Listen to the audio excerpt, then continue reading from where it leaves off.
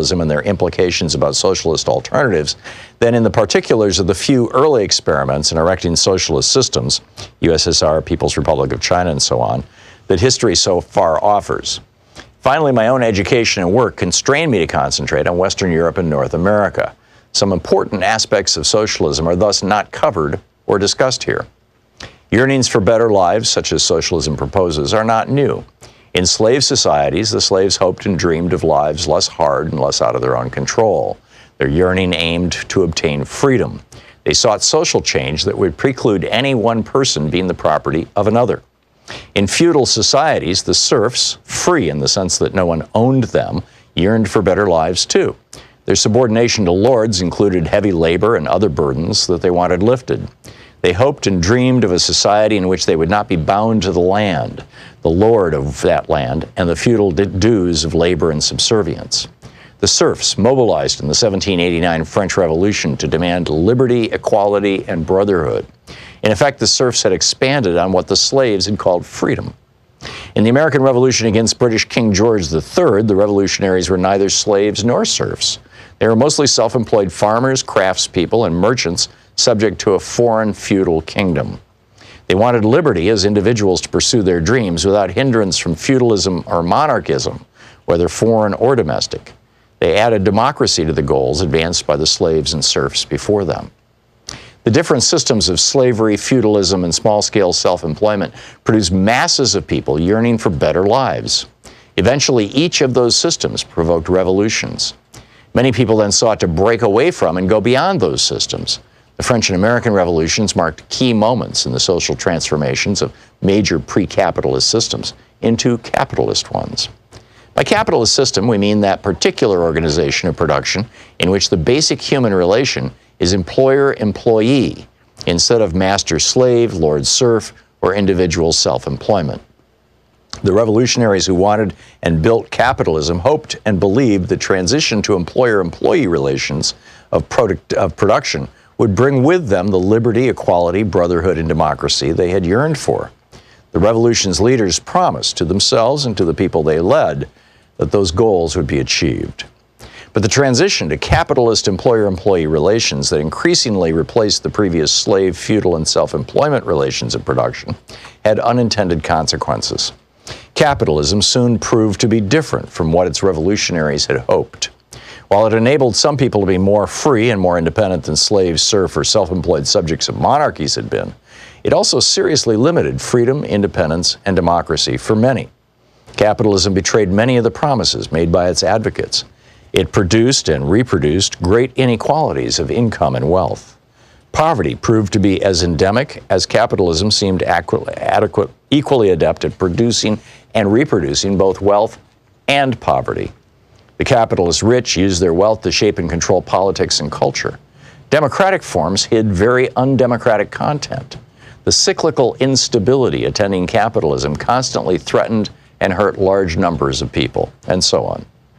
Growing numbers of employees within capitalism began to yearn for better lives. They defined those yearnings first in the familiar terms of the earlier French and American revolutions: equality, fraternity, liberty, and democracy. They criticized a capitalism that failed to deliver those to most people and demanded social changes to achieve them.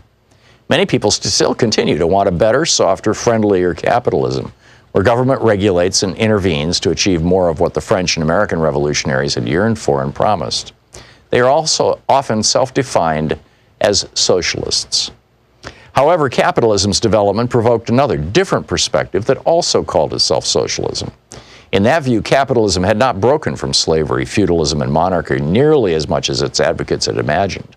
Slavery had master-slaves, feudalism had lord-serfs, and monarchy had king-subjects as their key sources of their inequalities, lack of freedom, oppressions, and conflicts. The employer-employee relation of production and capitalism generated parallel problems. Capitalism installed monarchies inside individual workplaces, even as monarchies outside workplaces were rejected. Kings mostly disappeared, but inside workplaces, the owners or their designated boards of directors assumed king-like powers. The book Understanding Socialism by Richard Wolff.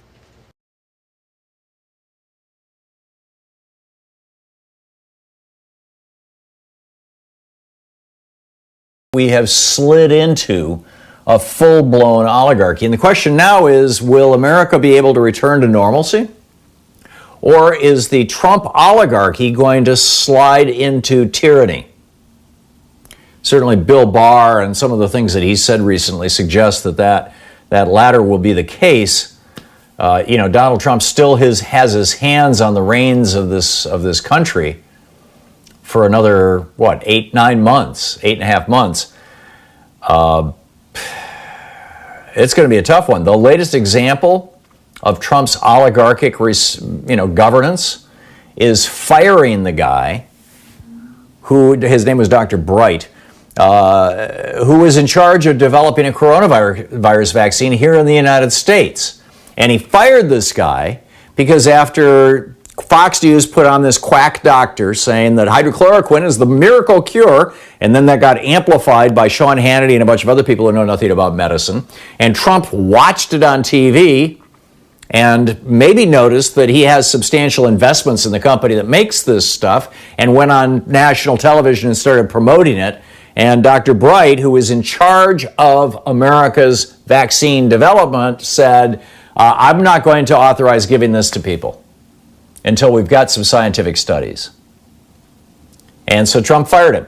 Now, yesterday, Trump was asked about him. He says, I don't even know his name. Right. If he doesn't know his name, Trump should be firing whoever fired him.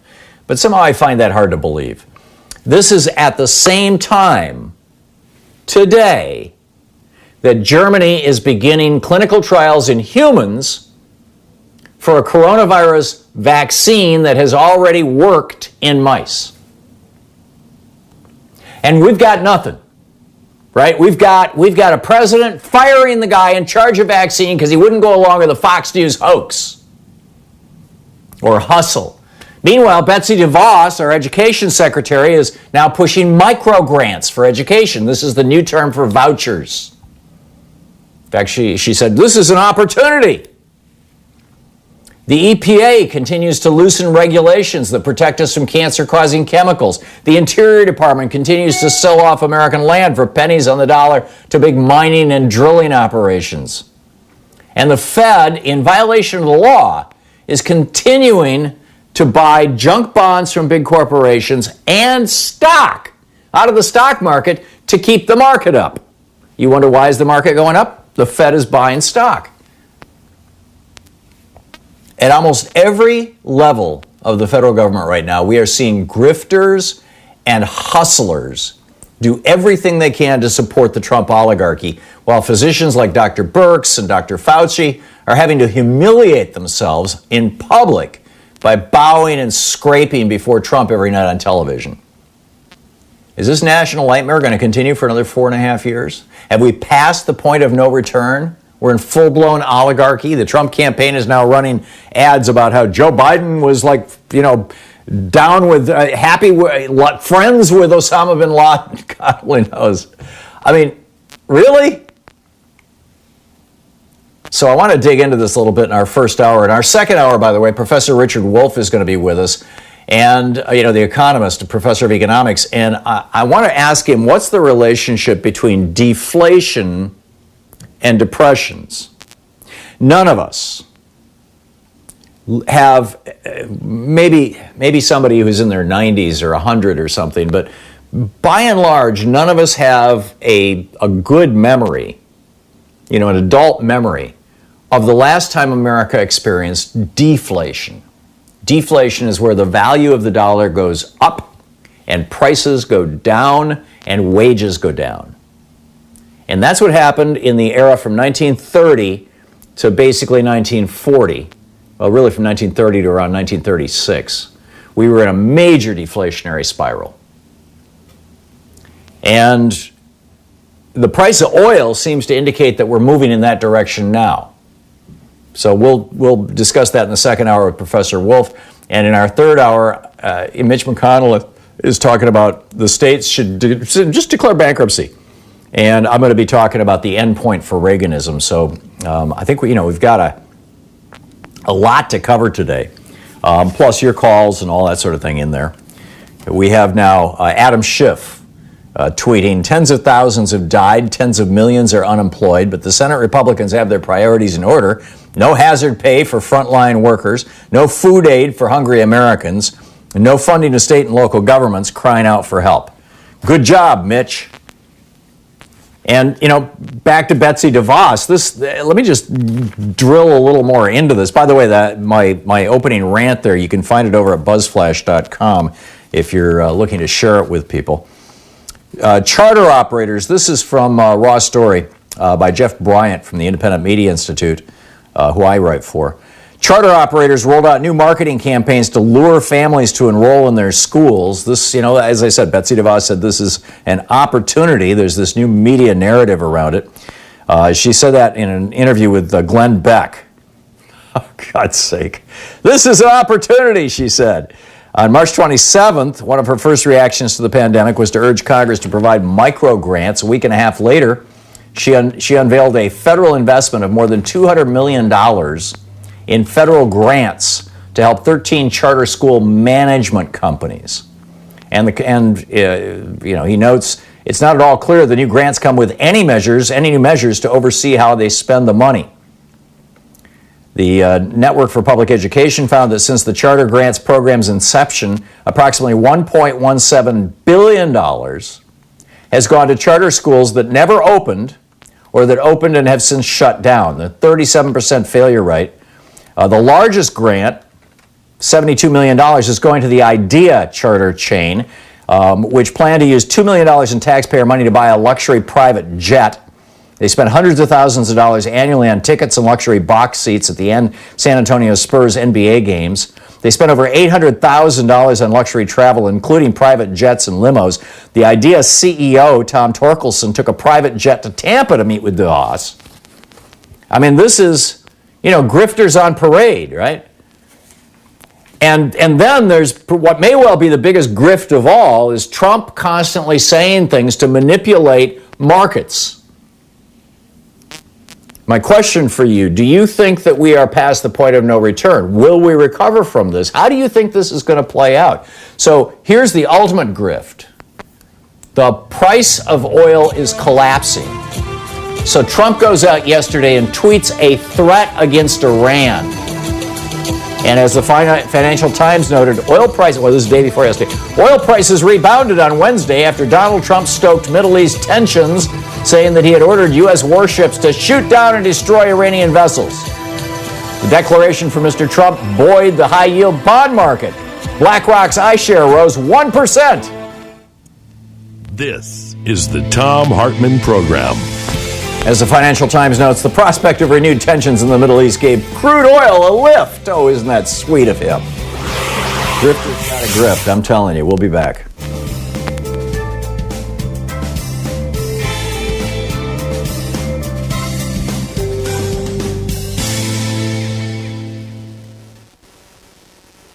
And welcome back. This is surprising. I don't see any free speech TV calls. It's very, very interesting. So anyhow, I want to get into some of these. We'll pick up a phone call here. Paul in Woodinville, Washington. Hey, Paul, what's on your mind today? Well, Tom, the great scam by Betsy the Clown is something I brought up when this whole started, the whole virus thing and the schools closing, and I realized this with the opportunity to have all these Zoom meetings that we're having, and I've been participating in my life. And I go back to, I just have to give credit where credit is due. The greatest lesson that Norm Goldman ever taught me, which is be careful not to prove too much. Be careful what you prove. And what we're proving here is that we don't need the public schools. And this is exactly what I expected Betsy the Clown to do, was come out with this idea that these can be just these cloud schools or Zoom schools or whatever you want to do. And the thing about it is they can get huge, you can have huge access. So in this case, you probably won't have to collect that much in tuition from each person, right? Because you can get a whole bunch of people in on it, and they'll just say, oh yeah, well the public schools we don't need to do this because we can do, the public schools are doing this on Zoom anyway, or whatever they're using, whatever platform they're using. So we'll just do it that way. So every person should have a choice as to what cloud school you want to go to, right? You got to have all your choices. Yeah. So yeah, and she's doing this and she's rolling this out. How do you think it's going to play out, Paul? It seems to me. I mean, she's privatized more than half the schools in Michigan already. That's her home state.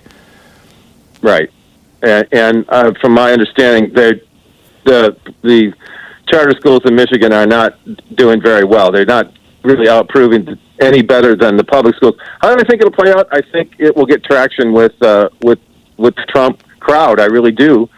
Because the argument will be, I mean, this is the argument. When I started teaching back in the '80s and into the '90s, and I did work in private schools, and where we did one-on-one stuff. And one of the arguments was against that what do you call that? That idea was that the kids in your school aren't getting good socialization because you all teach one-on-one, and there's really no classroom interaction.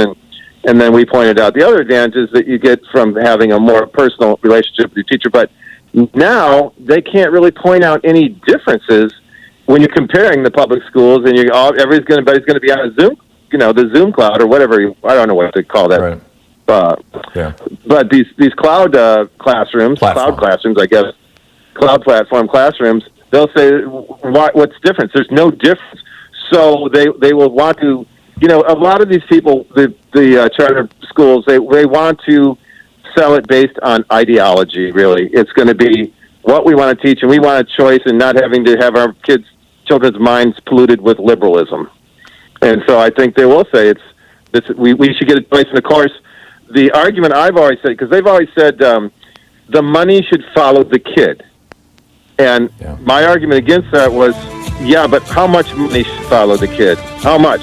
This didn't start in a protest against liberalism, Paul. This started in a protest against school integration. I mean, that's where this whole movement started back in the 1950s. And, I think they're still pushing that. Anyhow, Paul, excellent call. Thank you very much. Good to hear from you. We'll be right back.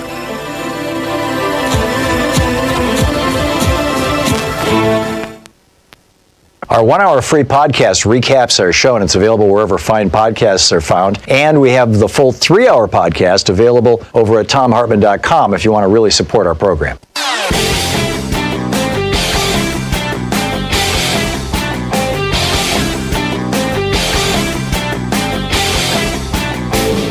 So we have a new video up over at thomhartmann.com for people who are regular supporters of our program. And the essence of it is, I use a couple of examples. There's hundreds of them out there. In one case, Alabama is preparing to execute a man who was not guilty of the crime that he committed with a relatively high level of certainty, but still they're gonna kill this guy, an African American. And the other story out of New York State, where the police officers hogtied this guy. Arms, elbows behind him, tied his legs together, and then threw him down a flight of stairs, mangled his face. He looked he was totally beaten. 12 hours later, he commits suicide in his cell. How is it possible that our prisons do this kind of stuff? Because the 13th Amendment says that slavery is still legal in the United States. You have no rights if you've been convicted of a crime. We need to amend the Constitution. Check it out at thomhartmann.com.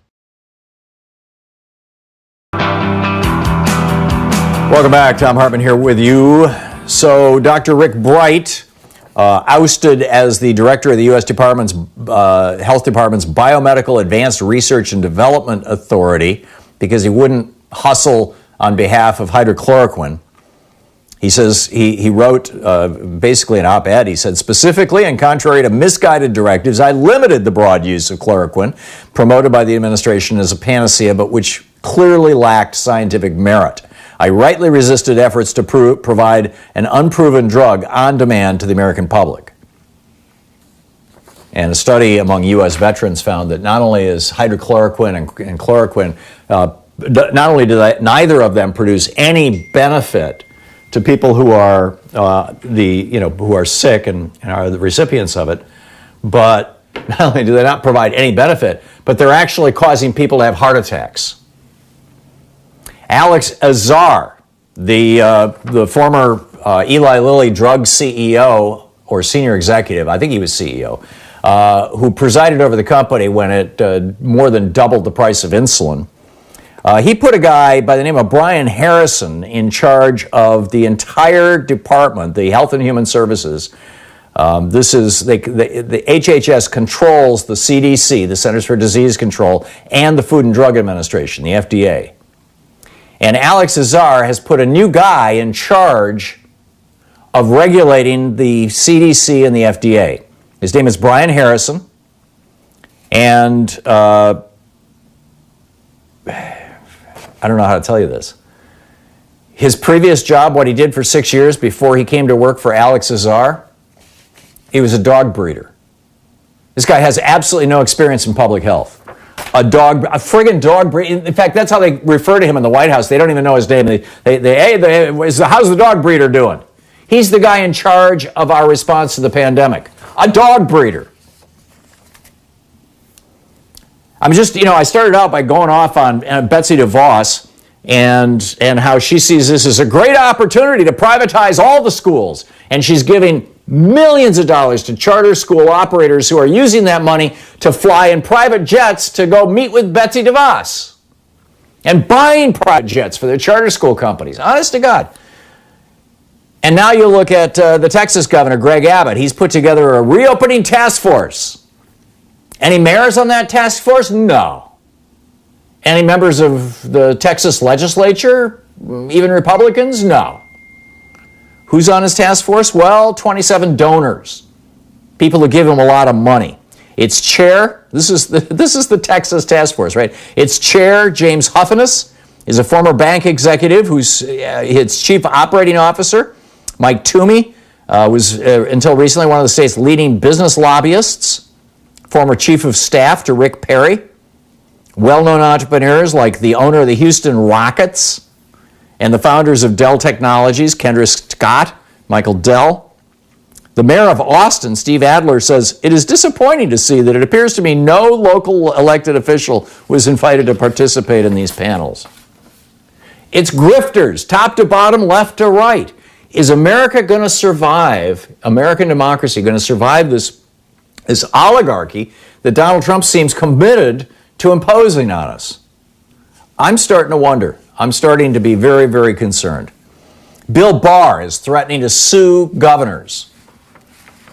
He said this on Tuesday to Hugh Hewitt, the crazed right-winger over at Salem Radio, the company that's funded by selling Bibles.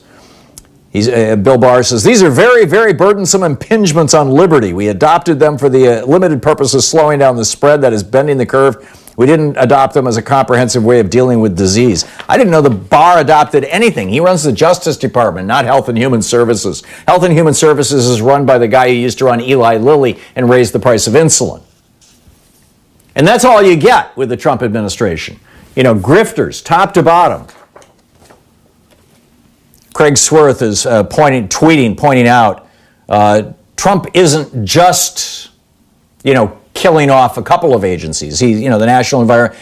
Here are the acts, the pieces of legislation that Trump has either put on hold, defunded, or by executive order basically shunted to the side in the last 3 years. The National Environmental Policy Act, the Endangered Species Act, the Clean Water Act, the National Historic Preservation Act, the Migratory Bird Treaty Act, the Migratory Bird Conservation Act, the Clean Air Act, the Archaeological Resources Protection Act, the Paleontological Resources Preservation Act, the Federal Cave Resources Protection Act, the Safe Drinking Water Act, the Noise Control Act, the Solid Waste Disposal Act, the Comprehensive Environmental Response Compensation and Liability Act, the Archaeological and Historic Preservation Act, the Antiquities Act, the Historic Sites, Buildings, and Antiquities Act, the Farmland Protection Policy Act, the Coastal Zone Management Act, the Federal Land Policy and Management Act, the National Wildlife Refuge System Administration Act, the National Fish and Wildlife Act, and the National Fish and Wildlife Coordination Act. And what have we all gotten out of this? Well, if you're counting the we all to be the billionaires, American billionaires have gotten $280 billion richer since the start of the pandemic a couple of months ago. $282 billion since the beginning of March. It's like 6 weeks ago. Mind-boggling. You're listening to the Thom Hartmann Program. Call 202-808-9925. And if we do get through this and we do battle back the oligarchy that has arisen in the wake of Reaganism, how do we do that?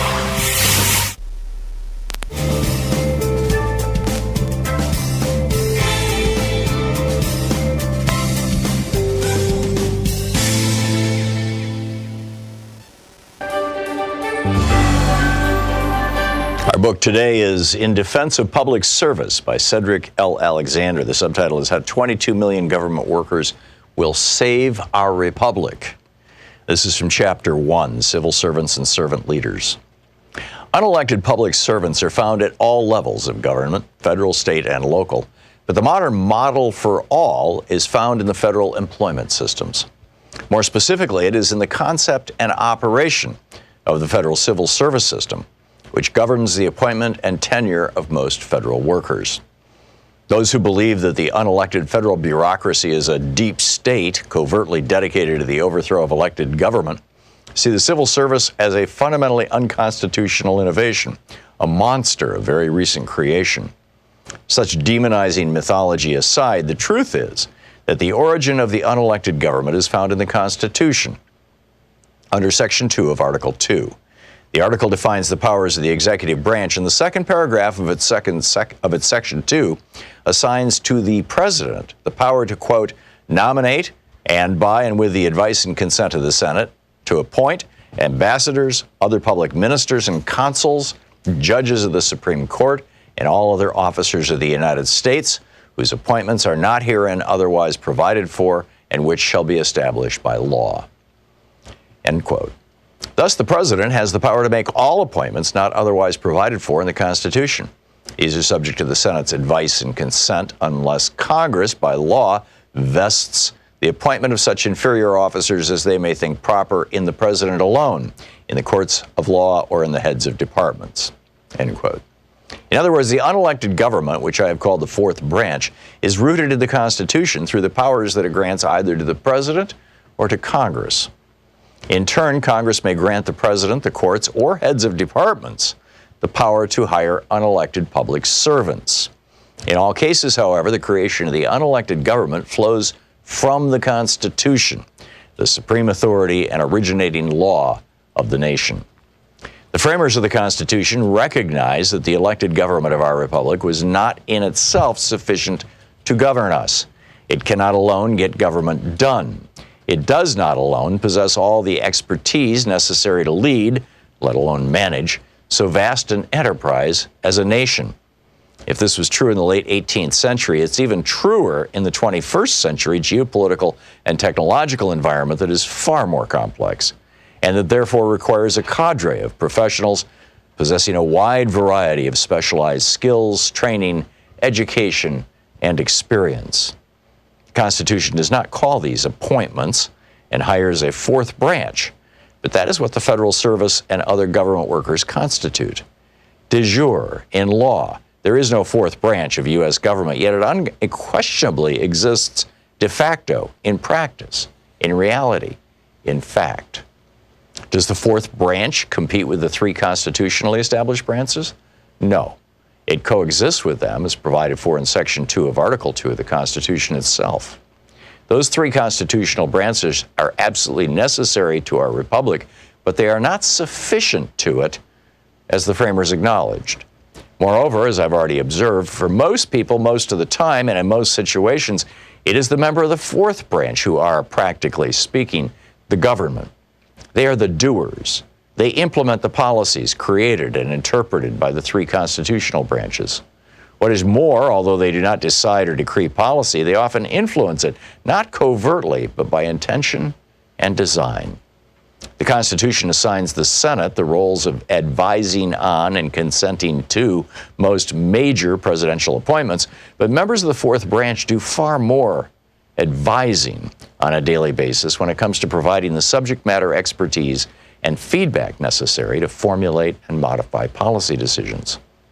As it turned out, following the coming into effect of the Constitution in 1789, the President, the chief executive, that is, the elected official responsible for faithfully executing the laws, directly or indirectly appointed the unelected personnel whom he deemed necessary to execute government.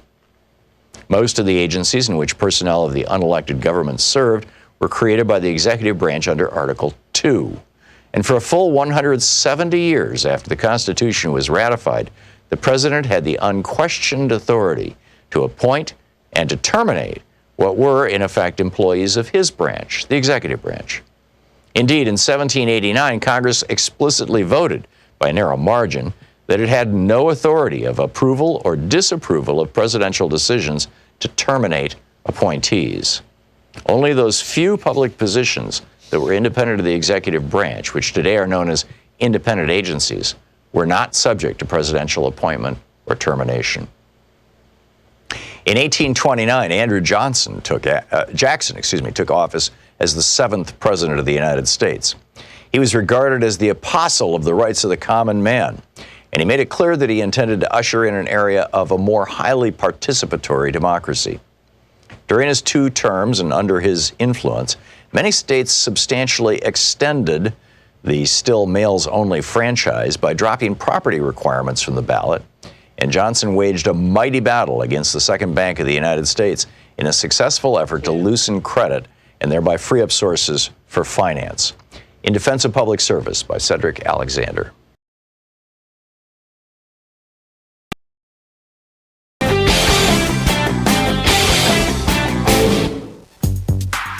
Coming up on the Science Revolution, I'm asking, is this a let them eat coronavirus moment? Independent journalist Dar Jamail is here, The Changing Earth, Indigenous Voices of Turtle Island, a powerful perspective of the indigenous peoples of the United States and Canada on the Earth's climate and interrelated COVID-19 emergencies. Professor Richard Wolff joins us. Will we ever get back to normal again? And if so, what will that look like? Plus, in Geeky Science, I'm asking, America has a big decision to make. How do we end shelter in place? Stay tuned and find the Science Revolution wherever fine podcasts are available.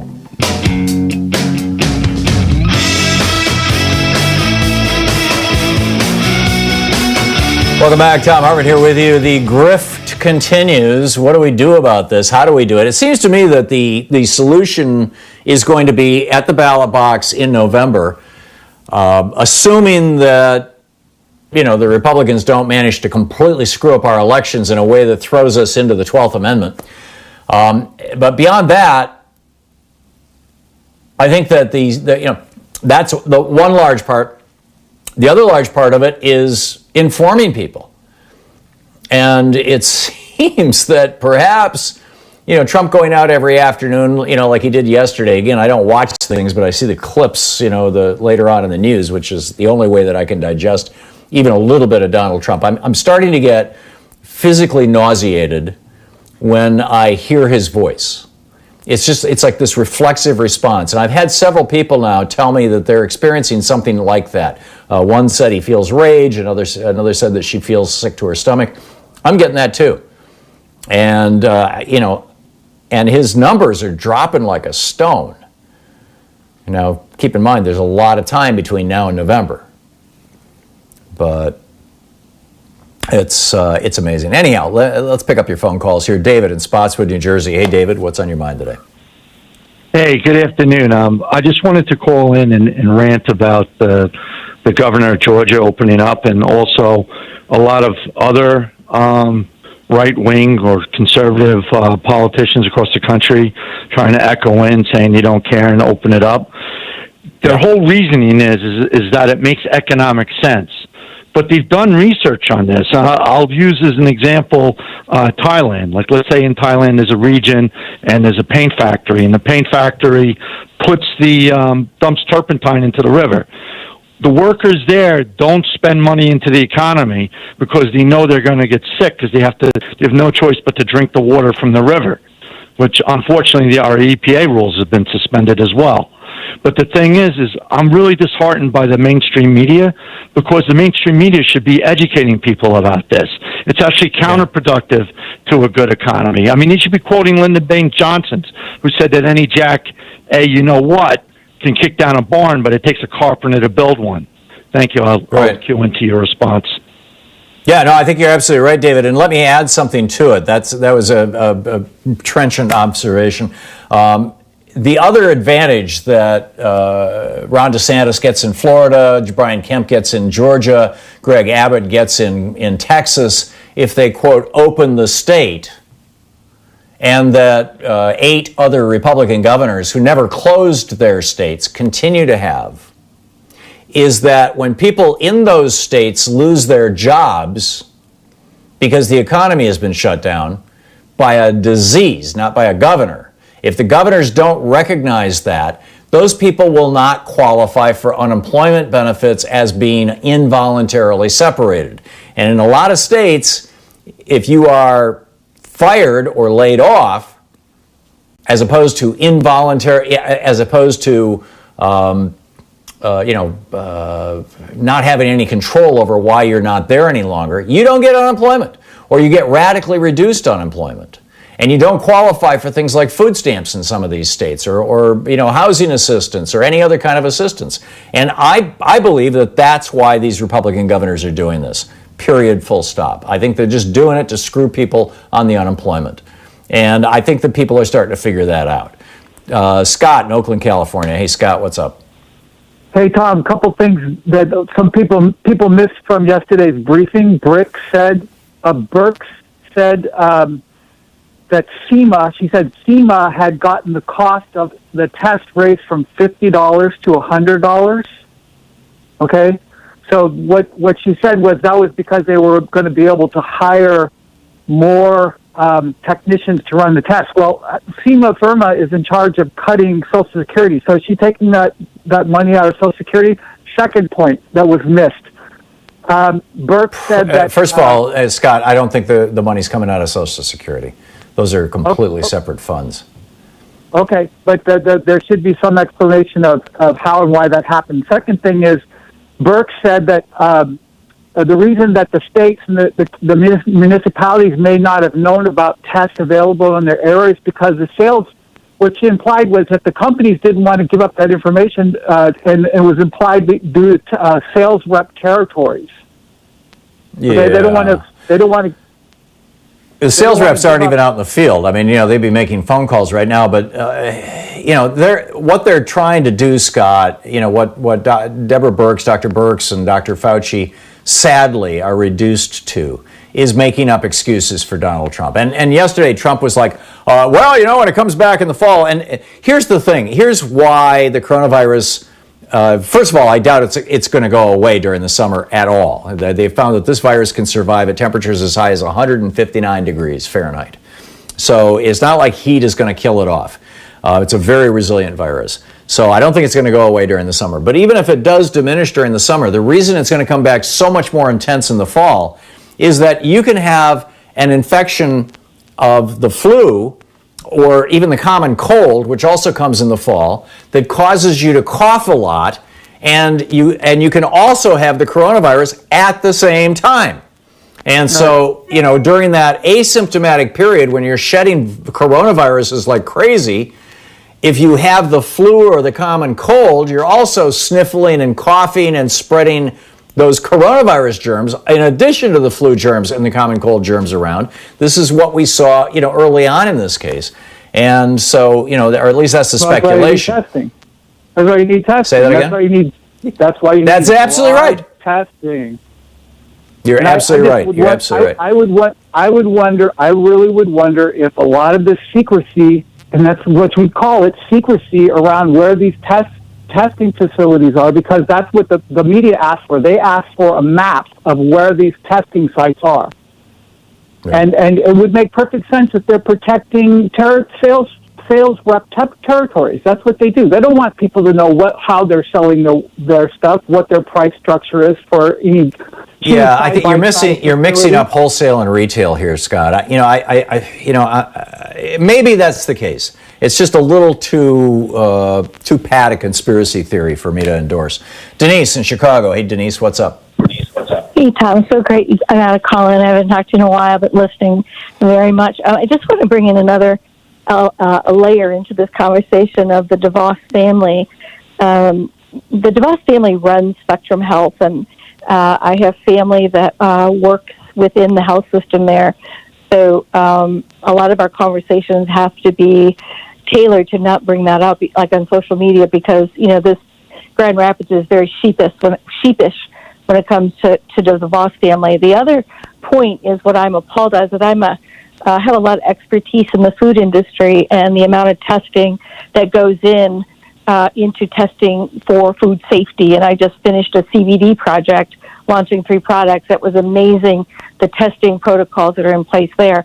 But what blows me away is that DeVos is connected to NSF, which is in Ann Arbor, which is a global testing company for food products mainly. But my point is they have the ability to be able to mobilize people, right, and tap into universities like U of M or Spartan to bring on people who know how to run testing. You know what I mean? From a science point of view, I'm just, why isn't anybody talking about that as being ways to mobilize and bring people together? Because the testing is the key. It's the key in the food industry to keep us safe, and it's the key now. So I just a little bit very frustrated about DeVos and being a part of the hospital. I don't know how much they own, but they do run the facility, and they are going to be taking layoffs now because of elective surgeries and things of that nature. So I just want to add that layer into your conversation, and maybe you might be able to, and others could add to that as well. So thank you. Amazing. Grifter's going to grift. So this is a hospital chain or a hospital system in Grand Rapids that the DeVos family is running? Yeah. Nice. Yeah. They and about, I don't know, maybe about 8-10 years ago, they bought all of the other hospitals in the Grand Rapids area, Blodgett, Butterworth. So it's a complete monopoly of the hospital within Grand Rapids. And it covers their facilities cover everything: rehabilitation, children's hospitals, and I also have to say they have done a lot of good. That's not, don't want to take that away from them, but the things that they're not doing now just kind of questions in my mind why there isn't more of a mobilization, especially with the problems in Detroit and the high. I think one of the problems that people are having in making testing work right now is the lack of reagents and swabs, because these chemicals are made in China and the swabs are made in China. I mean, it's like, it's just incredible. The stuff that we need that we no longer make in the United States. I mean, it's terrible. Denise, thank you for the call. It's great to hear from you. I really appreciate it. It's 45 minutes past the hour. We'll continue our conversation here in just a moment. Just a reminder, at the top of the hour, 5 minutes after the top of the hour, Professor Richard Wolff is going to be with us. We're going to be talking about the difference between depression, or the correlation, actually, between deflation and depressions as opposed to recessions. We'll do that. You're listening to Thom Hartmann. Visit thomhartmann.com for audio and video archives. And I'll be back with more of your calls in just a moment.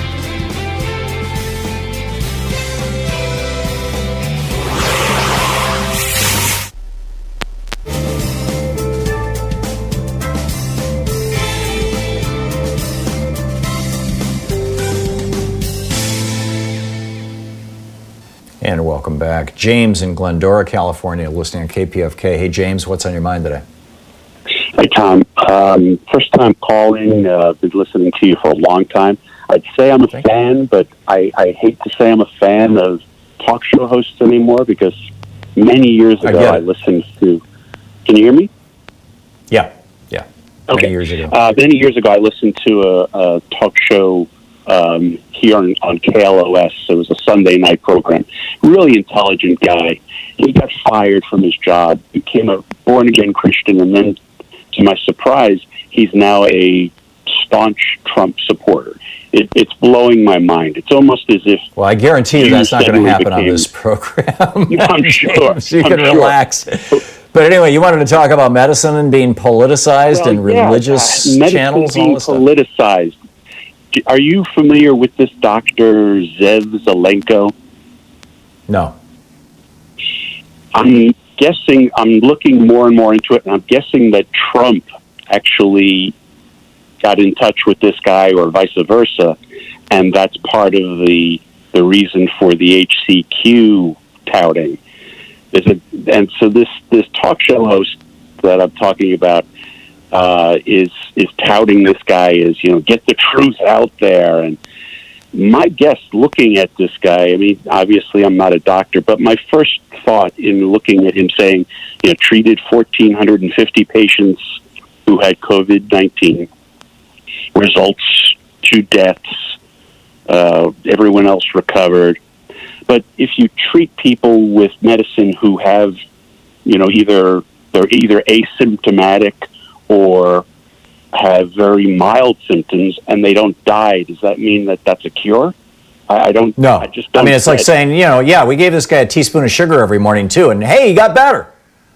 Well, that's what I'm saying. I mean, can you look into this guy and get his background and see, is he the guy that Trump is using? He's an Orthodox Jew. And the guy who made the sales pitch on Fox News, the first guy who made the sales pitch was Dr. Oz, who's a TV doctor that's on Fox News regularly.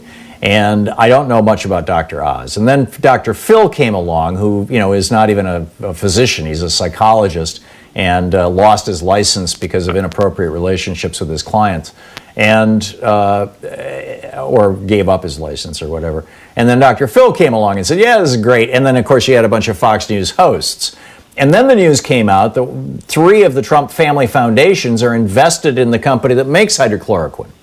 And, then it started to fall apart. And then Fauci came out and said, nobody's ever actually done a study on this. We have no double-blind studies. But by that point in time, Trump had been hyping this so much that they were, in New York in particular, Cuomo talked about this 2 weeks ago. They were starting to routinely give everybody who was going on ventilators azithromycin and hydrochloroquine.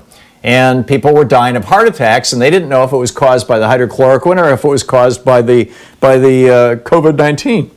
And now that they actually did a study in the Veterans Administration where they took 2 groups of people who had basically identical symptoms and probable outcomes and gave one group the hydrochloroquine and the other group didn't get it.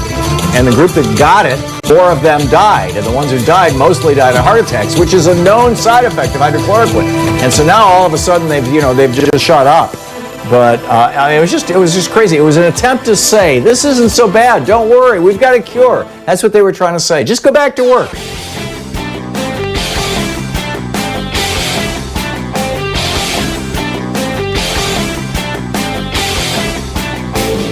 Did you know that Ronald Reagan committed treason to become president in 1980 and George Herbert Walker Bush was in on it and he avoided being prosecuted for this in 1992 with a little help from Bill Barr? It's on page 116 of my book, The Hidden History of the Supreme Court and the Betrayal of America.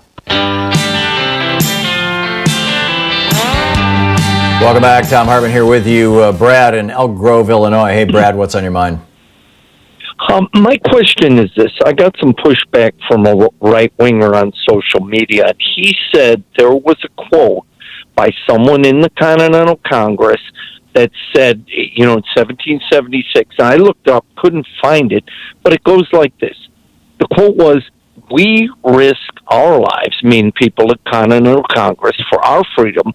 We risk your life for your freedom." And he was attempting to use that supposed quote to justify all of these protesters that want to reopen the states. And I'll take my question off air. It's like the people who quote Thomas Jefferson's offhand comment about the French Revolution when he said sometimes the tree of liberty needs to be watered with the blood of patriots. First of all, in 1776, there was no Continental Congress. The Continental Congress came after the end of the Revolutionary War, and then got dissolved in 1789 when the Constitution was ratified and the existing Congress happened. But these quotes from founders. It just prove, I don't recall if it was Samuel Johnson or if it was Teddy Roosevelt, that phony patriotism is the last refuge of the scoundrel. I mean, that's what it is, Brad. Carl in Columbus, Ohio. Hey, Carl, what's on your mind today? Hi, Tom. You've been asking your audience what's happening, what's going on here. It's clear that you're trying to probe. What do you think is happening? Yes, I have a pretty good idea. It'll take me just a moment to segue into it. As I said before, the general paradigm perception is wrong. We have to realize that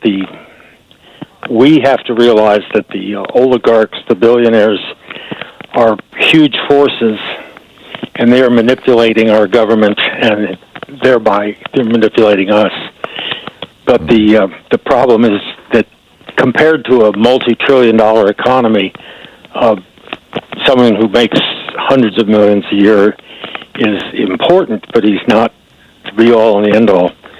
What I find is a better analogy, and I would appreciate your criticism, is to think of these parasites as like Goldman Sachs, the blood-sucking squid. Mm-hmm. Yeah.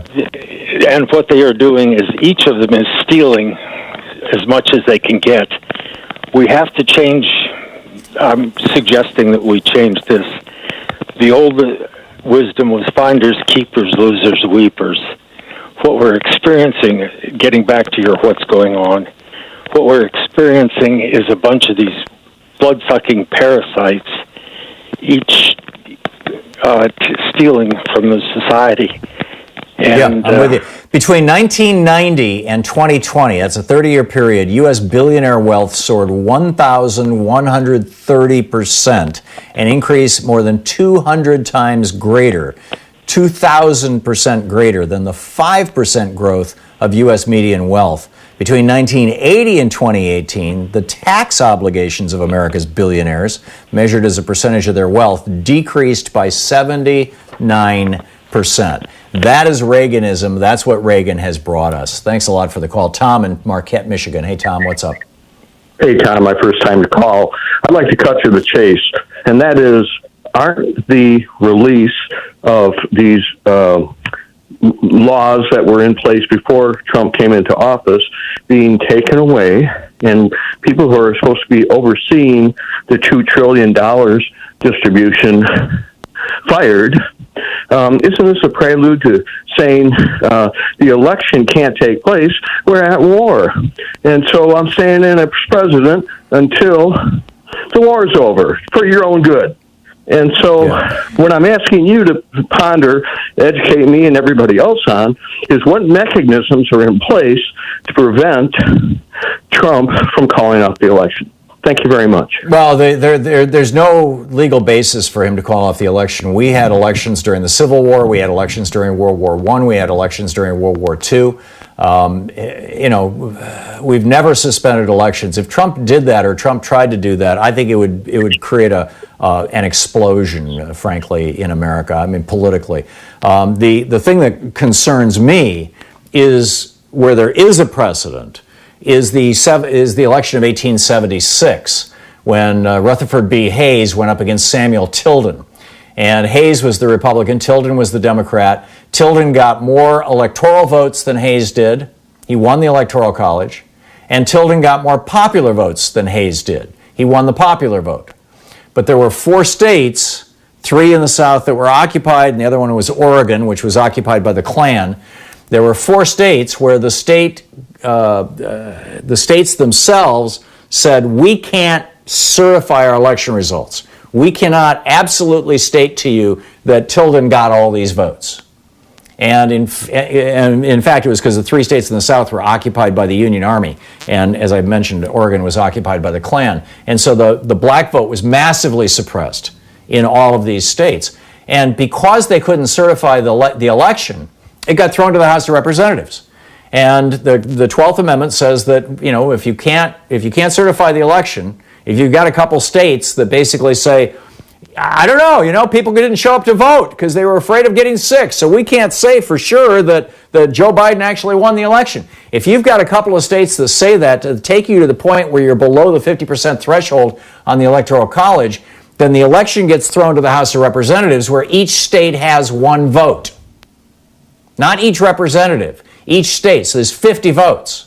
Well, you got 33 or 34 states that are controlled by Republicans. And by the way, the vote is made by the legislature of the states, not by the representatives that they have in Congress. And the governors have no say over this. So if that happens, if they can engineer that kind of a disaster in November, then Trump could get reelected. That's the thing that's my nightmare scenario. Anyhow, we'll be back. Professor Richard Wolff is going to be with us in just a few minutes to talk about depressions and deflation. It's going to be fascinating. Stick around. It's coming up on the top of the hour. You're listening to Thom Hartmann.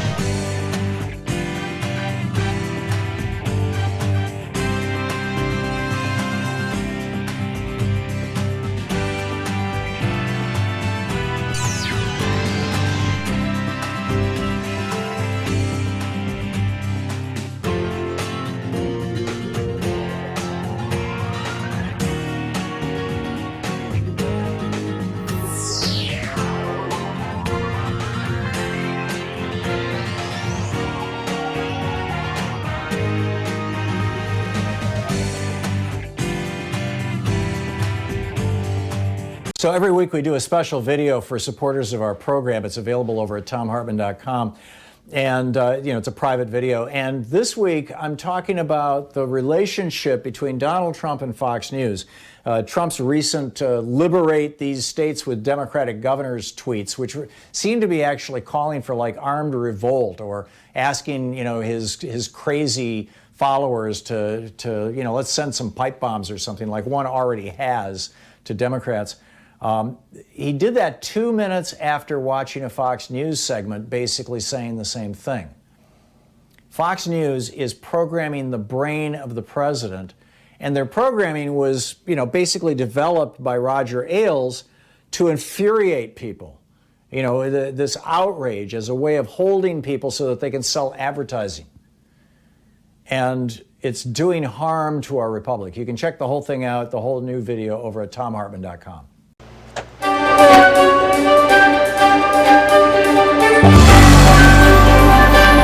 Our book today in the Thom Hartmann Book Club is Richard Wolff's Understanding Socialism. This is from the introduction. Socialism is a kind of yearning for a better life than what capitalism permits for most people. Socialist yearnings are as old as capitalism itself because they are its products. Where and when capitalism's problems and failings have accumulated criticism and critics, socialist voices have arisen. And so it is again now. Any serious discussion of socialism must begin by acknowledging socialism's rich diversity. Whatever particular aspect of socialism we choose to analyze, they need to be located within socialism's complexity. That avoids presenting one's own interpretation as if it were the entirety of socialism. In this book, I focus on the economic aspects of socialism, how it differs from capitalism in broad outlines. I'm more interested in socialist critiques of capitalism and their implications about socialist alternatives than in the particulars of the few early experiments in erecting socialist systems, USSR, People's Republic of China, and so on, that history so far offers. Finally, my own education and work constrain me to concentrate on Western Europe and North America. Some important aspects of socialism are thus not covered or discussed here. Yearnings for better lives, such as socialism proposes, are not new. In slave societies, the slaves hoped and dreamed of lives less hard and less out of their own control. Their yearning aimed to obtain freedom. They sought social change that would preclude any one person being the property of another. In feudal societies, the serfs, free in the sense that no one owned them, yearned for better lives too. Their subordination to lords included heavy labor and other burdens that they wanted lifted. They hoped and dreamed of a society in which they would not be bound to the land, the lord of that land, and the feudal dues of labor and subservience.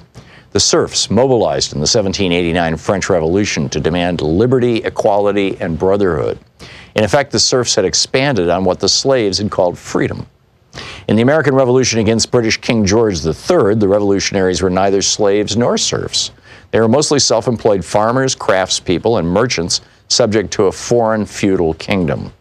They wanted liberty as individuals to pursue their dreams without hindrance from feudalism or monarchism, whether foreign or domestic. They added democracy to the goals advanced by the slaves and serfs before them. The different systems of slavery, feudalism, and small-scale self-employment produced masses of people yearning for better lives. Eventually, each of those systems provoked revolutions. Many people then sought to break away from and go beyond those systems. The French and American revolutions marked key moments in the social transformations of major pre-capitalist systems into capitalist ones. By capitalist system, we mean that particular organization of production in which the basic human relation is employer-employee instead of master-slave, lord-serf, or individual self-employment. The revolutionaries who wanted and built capitalism hoped and believed the transition to employer-employee relations of production would bring with them the liberty, equality, brotherhood, and democracy they had yearned for. The revolution's leaders promised to themselves and to the people they led that those goals would be achieved. But the transition to capitalist employer-employee relations that increasingly replaced the previous slave, feudal, and self-employment relations of production had unintended consequences. Capitalism soon proved to be different from what its revolutionaries had hoped. While it enabled some people to be more free and more independent than slaves, serf, or self-employed subjects of monarchies had been, it also seriously limited freedom, independence, and democracy for many. Capitalism betrayed many of the promises made by its advocates. It produced and reproduced great inequalities of income and wealth.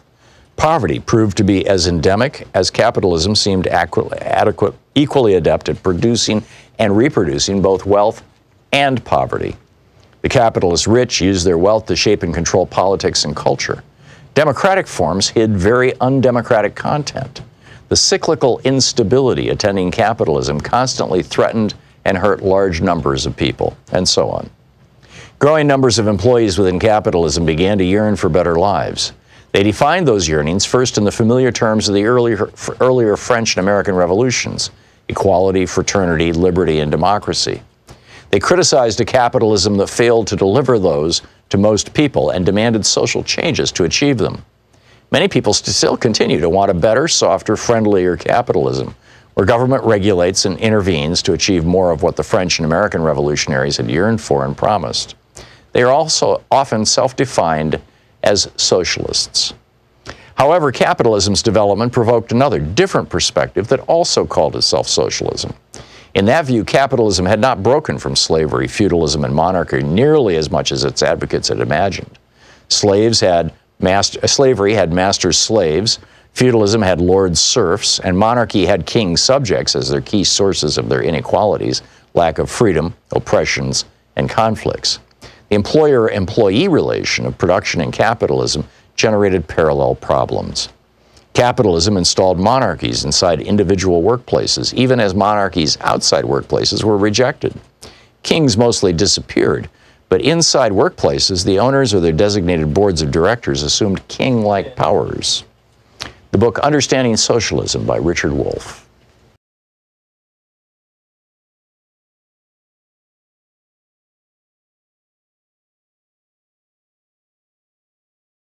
Ramesh Srinivasan.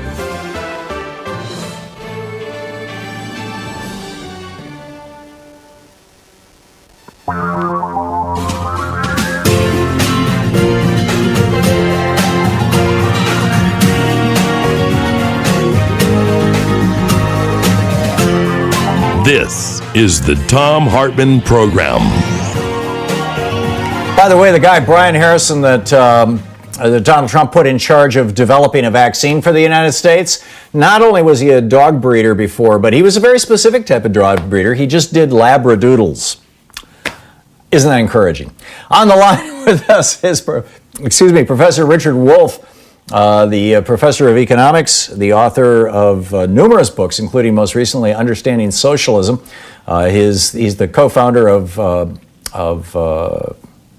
democracyatwork.info. There we go. And his website, rdwolff.com as well. You can tweet him at Prof. Wolff, PROFWOLFF. Dr. Wolff, welcome back. I wanted to ask you about deflation. I don't think probably anybody alive outside of maybe a nursing home actually remembers the last time America experienced a consequential and long-lasting deflation. And the price of oil right now causes me to be concerned that we may be moving toward a deflationary environment What is deflation, and what's its relationship with depressions as opposed to recessions? Okay, first of all, simply a deflation, think of it as the opposite of an inflation. In other words, it is a situation in which there's a general decline in prices. Think of it as prices of goods and services that you buy in a store going down, usually together with wages and salaries also going down. When you have a general decline like that, it is the opposite of an inflation, and we call that a deflation. It has happened in history many times. Sometimes it's slow and lasts for several years. You barely notice it. It's 1% or 2 or 3 per year that prices kind of inch down. And sometimes it's catastrophic.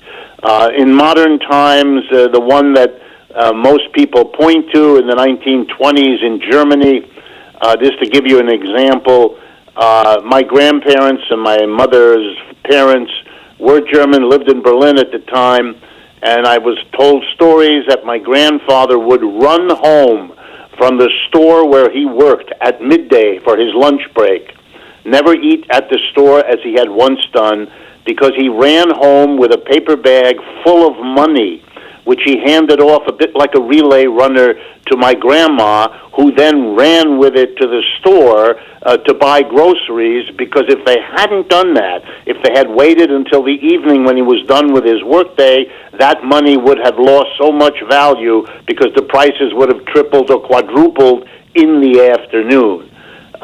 So you can see that that was sometimes... inflation. That's an inflation, that's right. It's the opposite of the deflation, but there are occasions when you have had a collapse of prices. Even during the 1930s, when wages and salaries went down, there was also a general fall in prices here in the United States, which kind of softened the burden on people who either had lost their job or had to take lower wages because they were able to get away with paying lower prices for goods. There's no necessity that a depression goes together with a deflation. It can be if what happens, and here's the logic of it, if people are depressed because they've lost their job, the way is happening right now, and have no income, the way is happening right now, and they go to the store and the storekeeper sees that nobody in the village or in the town or in the city has enough money, the storekeepers can become desperate that they're never going to move the stuff off the shelf. And so in order to keep business going, they begin to drop prices. And then you have this kind of back and forth between falling prices and falling wages kind of causing each other. That could happen. It's not a necessity. Particularly if the Federal Reserve and the government keep pumping vast amounts of new money, then that's a little bit less likely to happen than might otherwise have been the case. So, that's interesting. I had always believed that when deflation got really substantial, that part of it was that money was much less available, that there was an association with the availability of credit, there was an association with the availability of money in general. The money supply had contracted, and that was related to the deflation. I mean, is that the case? And it could. It doesn't have to be. Was that the case in the 1930s in the United States, and might we be looking at something like that in the United States now? Or in other words, is oil the outlier here, or is oil the leading indicator?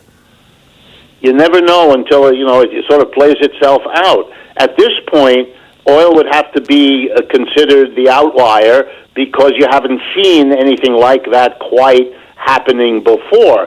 But oil is not the only thing going down in prices. Over the last month or so, even though it's up and down, the general situation of stocks, for example, they're lower priced than they were, say, 2 months ago. So the trend is down there, too. The government is desperately trying to reverse that, just like they're trying to reverse the thing with oil.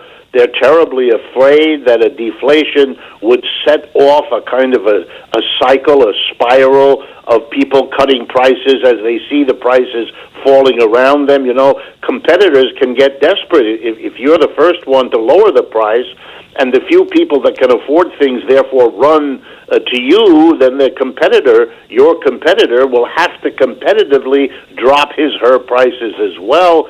These things can get underway, and with a boost like a drop in the price of oil, you can see, just for example, the alternatives to oil, wherever they exist, they are now in trouble because everybody who could buy oil at a ridiculously low price is going to shift from gas or coal or whatever else they were using to oil, and that's going to be an incentive for these other producers to start lowering their prices.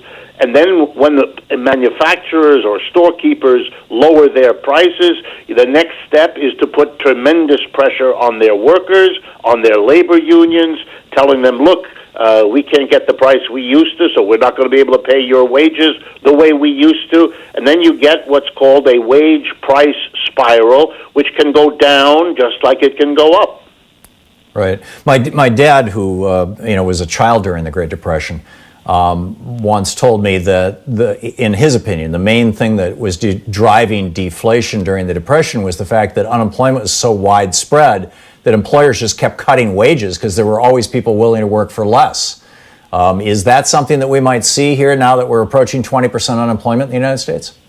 Absolutely. Absolutely. You're going to see that happen. And the only question, it's always a question of countervailing or counterbalancing forces.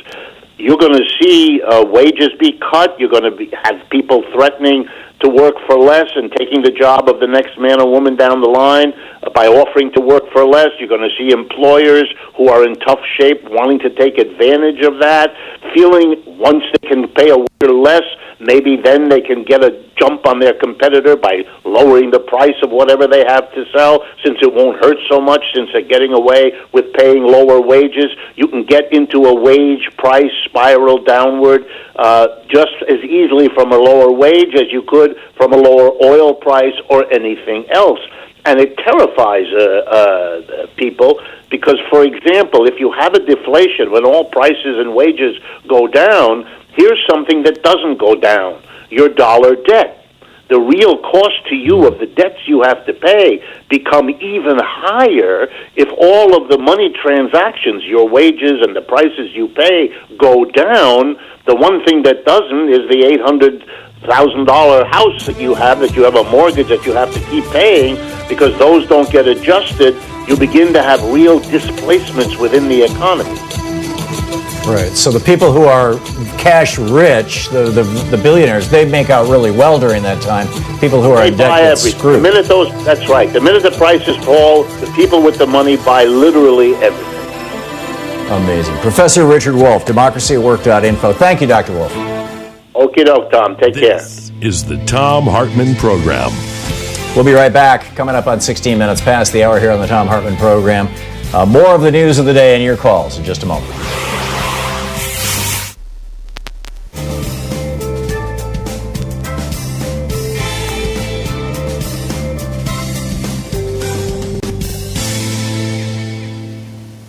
And welcome back, Jessica in Riverside, Illinois. Hey, Jessica, what's on your mind today? Hi. We were on the same wavelength this morning. At first, I had called about Dr. Bright and being replaced by the dog breeder, but that makes me cry. But what I wanted to say, I still believe we can fight back. I think everyone should call their congressman and ask them to declare war, because the thing is, if we access that $800 billion in the military budgets, our states don't have to go bankrupt from buying all these things for the testing kits. I can't understand why. I'm with you. Yeah. So But Mitch McConnell has come out and said he doesn't want to bail out the states. Let them go back. He literally said, let the states go bankrupt. And this morning, they're circulating this memo now over in Mitch McConnell's office called Stop the Blue State Bailout. Well, I think you have such intelligent listeners, and I'm thrilled with your show. If everyone can call their congressman, Congress should take it over. Take over that military budget. Well, Congress is responsible for it, but the administration of the military has to rest with the executive branch, with the commander in chief, with the president. Unfortunately, or fortunately, I mean, it's a division of power. Here's the thing. I get what you're saying. He says it's a war, and he says it's a war. So, there's a huge military budget. If he wants to actually save any American lives, which I have my doubts, but if he, that would, unfortunately, that would be a boost for him too. But what is all that money doing in our military? Yeah, well, it's making millionaires and billionaires is what it's doing. The zip code where all the military contractors live around Washington, D.C. is now the wealthiest zip code in the United States. But, your point is taken, and it's taken very well. Thank you, Jessica. It's great to hear from you. Bruce in Petaluma, California. Excuse me, Bruce. What's up? Hi. I was thinking about, I see a lot of people outside getting fresh air, walking around with their masks firmly in place, but they're not near anybody. And I consider that to be an unhealthy thing to do because you're breathing carbon dioxide. No, you're not. You would be if you were breathing into a balloon or a paper bag, but if you're breathing through the mask, you're not inhaling your own carbon dioxide outside of maybe one mouthful's worth, which is nothing compared to the capacity of your lung. Well, so, it might be unhealthy in that your mask is getting damp from the moisture in your breath, and if you're not hygienic about your mask and you're not regularly cleaning it, it becomes a breeding place for bacteria, which is not a good thing.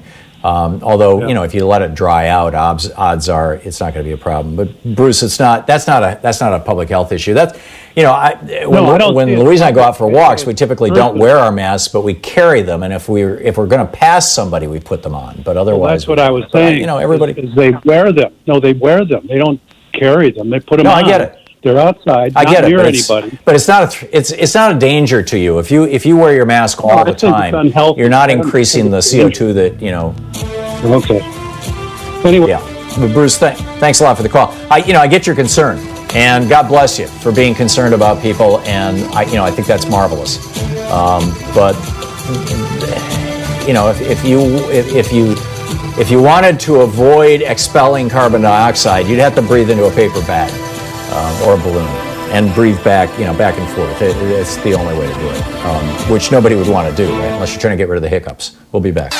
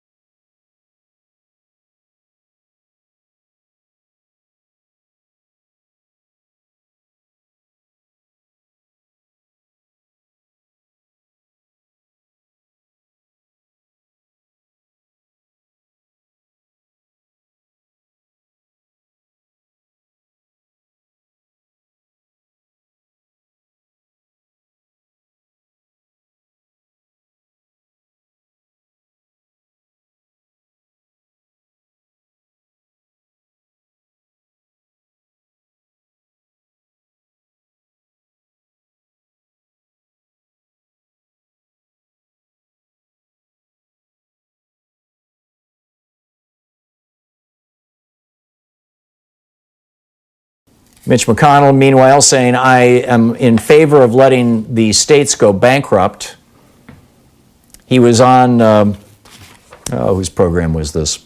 Oh, Hugh Hewitt, of course. He was on Hugh Hewitt's show, and Hugh Hewitt said, California, Illinois, and Connecticut, they're trying to get money from the federal government to bail out their employee pensions. Now, Hugh Hewitt and Mitch McConnell are no fans of employees having pensions. Oh, my God. Benefits for workers? Screw the workers. We got to have benefits for the billionaires. So anyhow, he raises this. The red states are asking for some relief in these multi-billion-dollar congressional bailouts. The blue states, are asking for some relief. And McConnell says there's not going to be any desire on the Republican side to bail out state pensions by borrowing money from future generations. Phil Murphy, the governor of New Jersey, says that's completely and utterly irresponsible. Bill de Blasio, the mayor of New York City, tweeted that McConnell, quote, wants police officers to lose their jobs. He wants firefighters to go broke. He wants hospitals to close and 6 people thrown out on the street. McConnell bragged about how he blocked additional state and local aid in the latest relief package. He said, I said yesterday we're going to push the pause button here because I think this whole business of additional assistance for state and local governments needs to be thoroughly evaluated. We're not interested in solving their pension problems for them, McConnell said, of blue states that give pensions to their employees.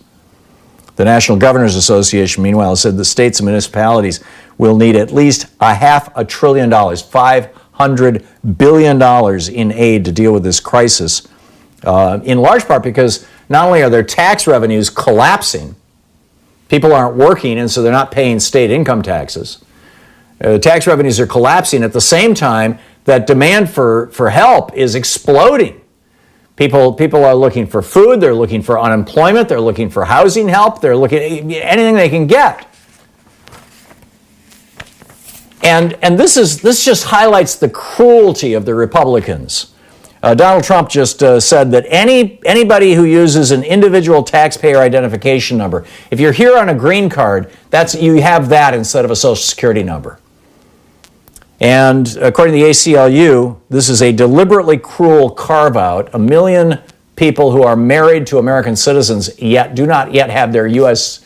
Citizenship are not going to get the $1,200 check, specifically because they're immigrants, legal immigrants. There are, according to the Migration Policy Institute, over 10 million people are affected by this exclusion. At least 1 million of them being spouses of people. Amazing. We've got more news, and we'll pick up your calls right after the break. It's coming up on 28 minutes past the hour here on the Thom Hartmann Program. You're listening to the Thom Hartmann Program. Call 202-808-9925. We'll be back with our national town hall meeting with me right after this. Stick around.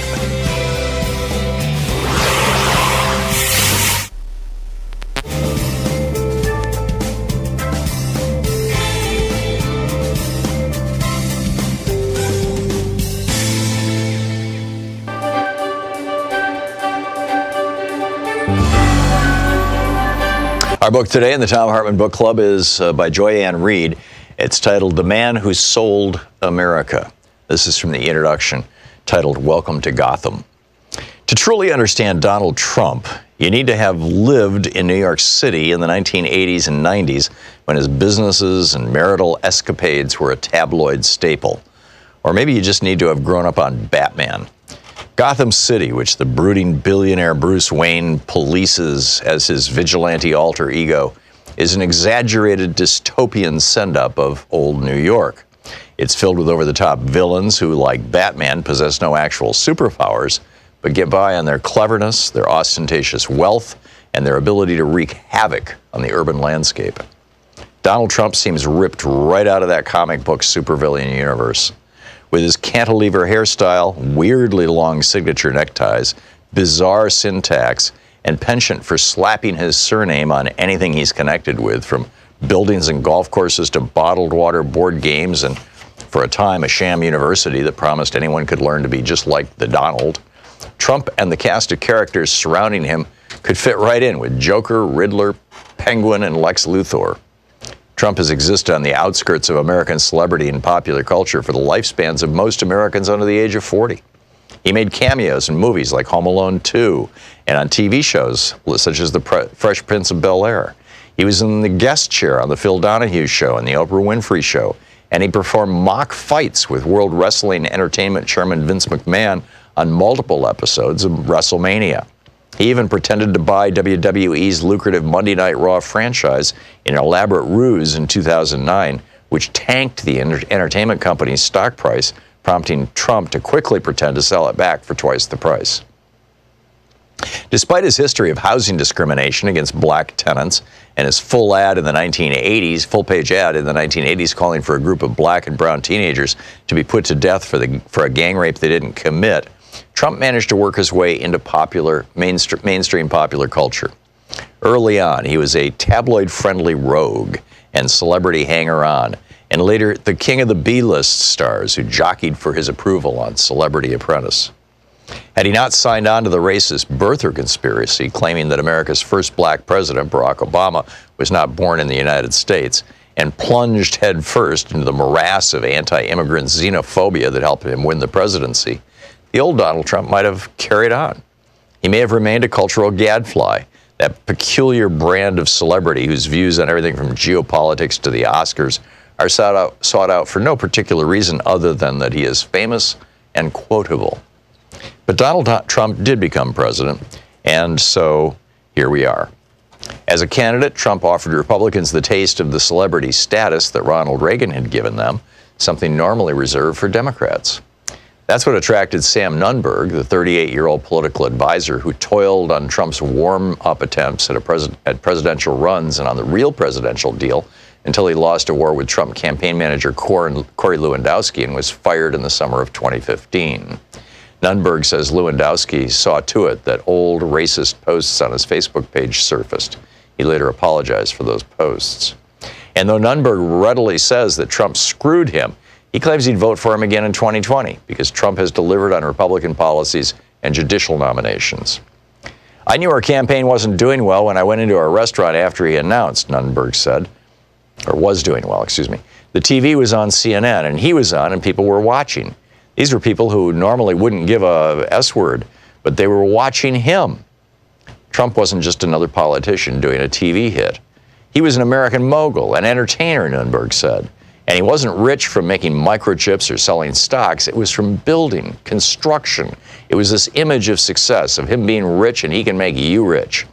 We were the WWE, Fox News version of the Obama campaign in the beginning, and I mean that as a compliment. It was aspirational. It was, we can fight the system. Nunberg was raised on the Upper East Side of Manhattan and nurtured on conservative talk radio's strident support for Israel and suspicion of the Middle East. After volunteering for Mitt Romney's 2008 campaign, he worked for right-wing lawyer Jay Sekulow during the 2010 fight to prevent the construction of a mosque near Ground Zero, a site of 9/11. He says Trump wrote a BS letter at the time offering to buy the land where the mosque was to be built, but the offer was just a PR stunt. Nunberg's parents were lawyers, and so he became one too. His father had worked for a law firm that Trump and his father had used for real estate deals. But Nunberg didn't meet Trump in person until he was introduced to him in 2010 by yet another Gotham City character, Roger Stone, the villain with the Richard Nixon tattoo on his back. I wanted to win a national election and thought Trump could win, Nunberg says of his eagerness to sign on. I thought it was cool that Obama went on the late night shows. I thought the John McCain ad showing Obama speaking to millions of people and showing Paris Hilton slamming him as a Hollywood celebrity was the dumbest effing thing I'd ever seen. He said he all but screamed at the time, you just won him millions of votes. Nunberg thought his party was living in the 1950s. And though Trump was his own version of the madman era, to Nunberg, he was a madman for the 21st century. He and Trump shared a sensibility. He likens to a retired New York City firefighter or cop who mainlines Fox News, plus Rush Limbaugh and Mike Levin on talk radio, and thinks to himself, this country's gone to crap, and we need a guy in the White House who's willing to punch a few holes in the wall. It's Joyanne Reed's book, The Man Who Sold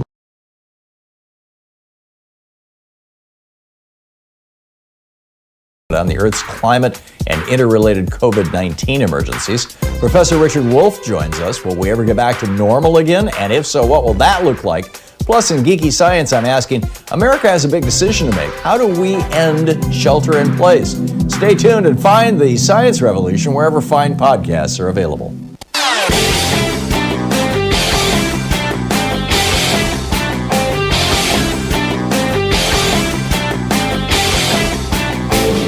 Louise just put up a new video for supporters of our program. You can find it over at thomhartmann.com, talking about the relationship between Fox News, Rupert Murdoch, and basically the whole right-wing hate agenda on Hispanics, by and large, saying that Hispanics are changing our culture. Really?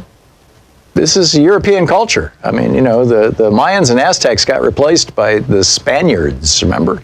They're mostly Catholic. I don't see the cultural difference here, but Fox sure does. And also pointing out that Kevin Rudd, the former Prime Minister of Australia, calls out Rupert Murdoch and says, he's quote, a cancer on Australian democracy. Well, apparently a cancer on American democracy as well. So you can check out this new video over at thomhartmann.com. It's just available to people who are members of, supporters of our program.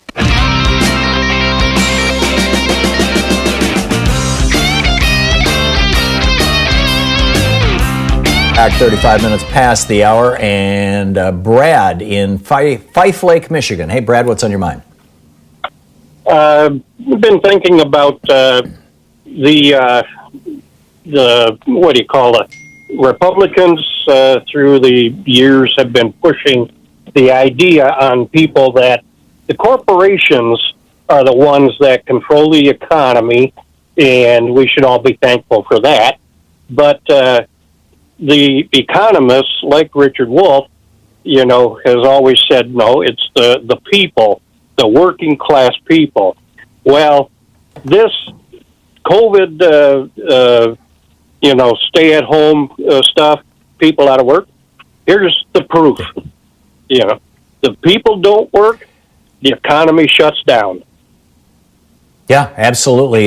And this is why I keep saying that this economic crisis is going to get a whole lot worse before it gets better.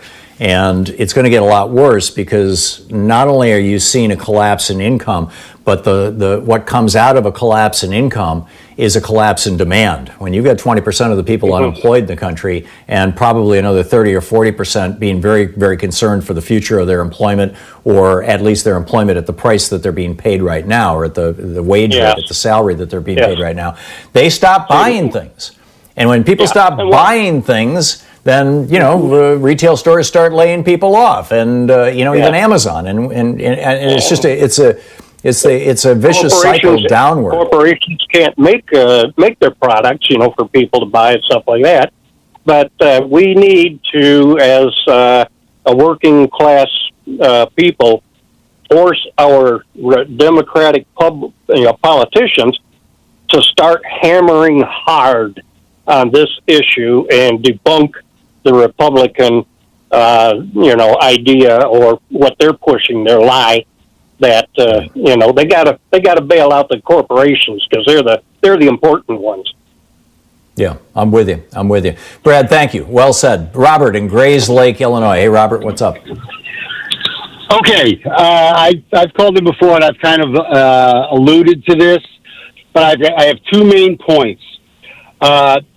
You know as well as I think a lot of your listeners do that from Reaganomics going forward, the Democratic Party has sort of like gone along with this conservatism, trickle down this, that, or the other, and then they get caught red-handed realizing, oops, they pulled the quick one on us again.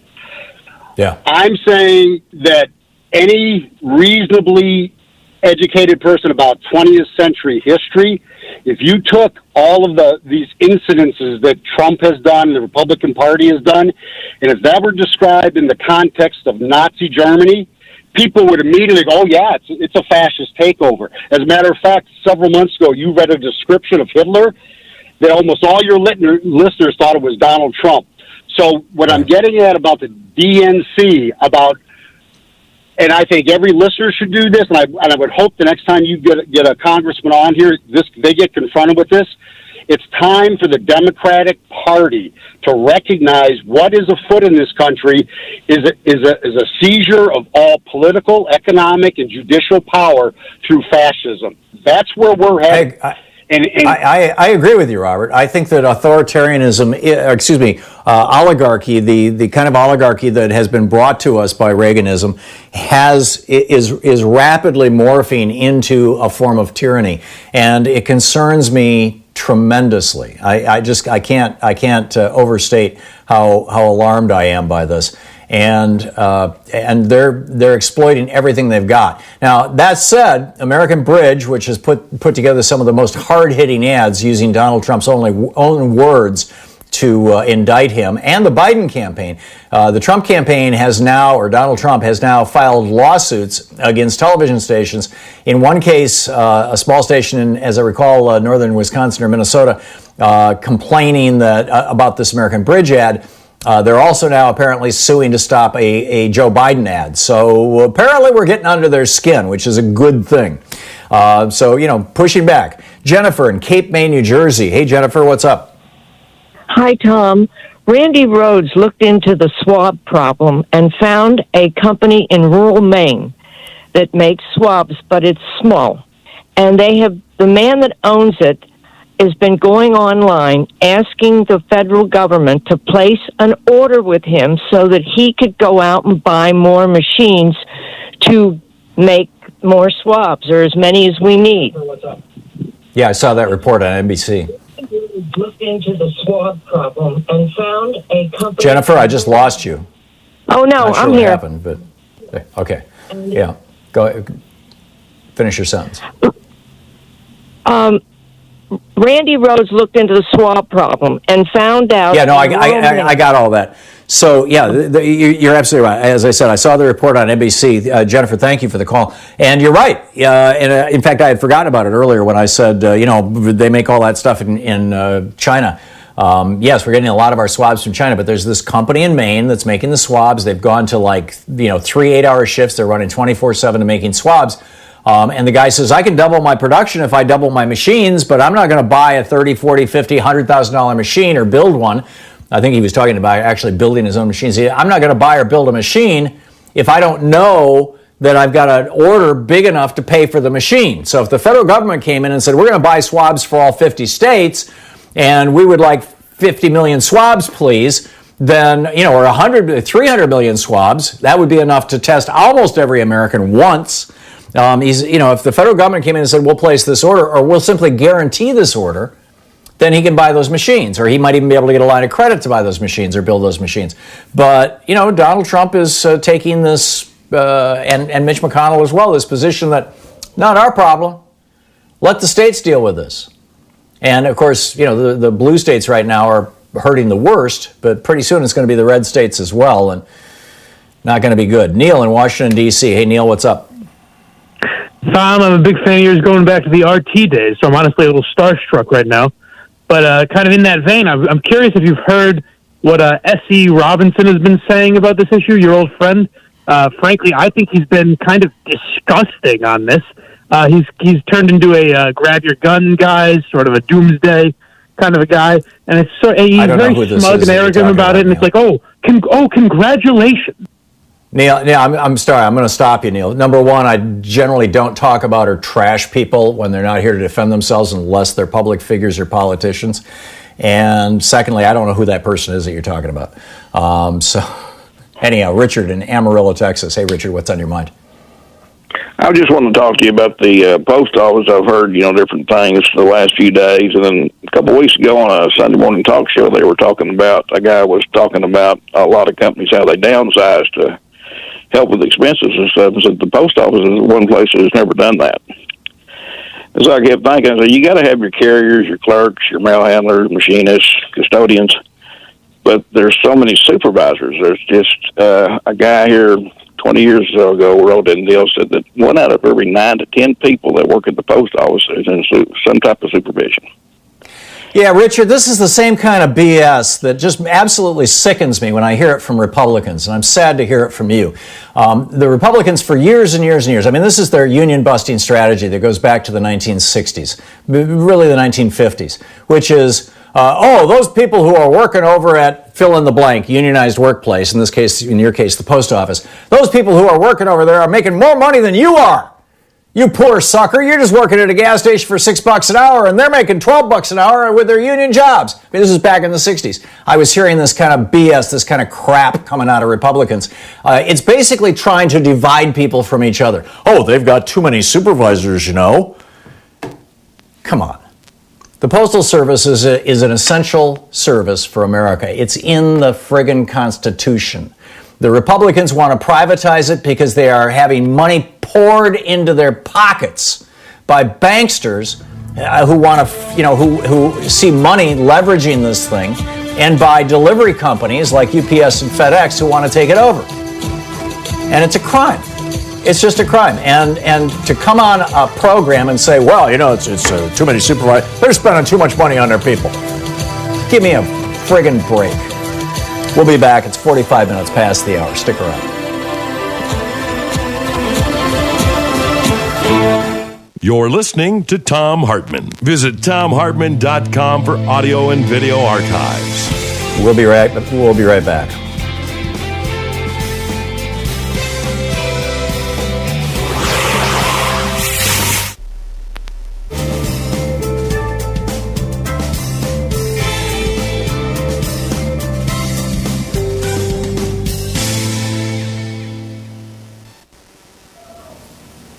And welcome back.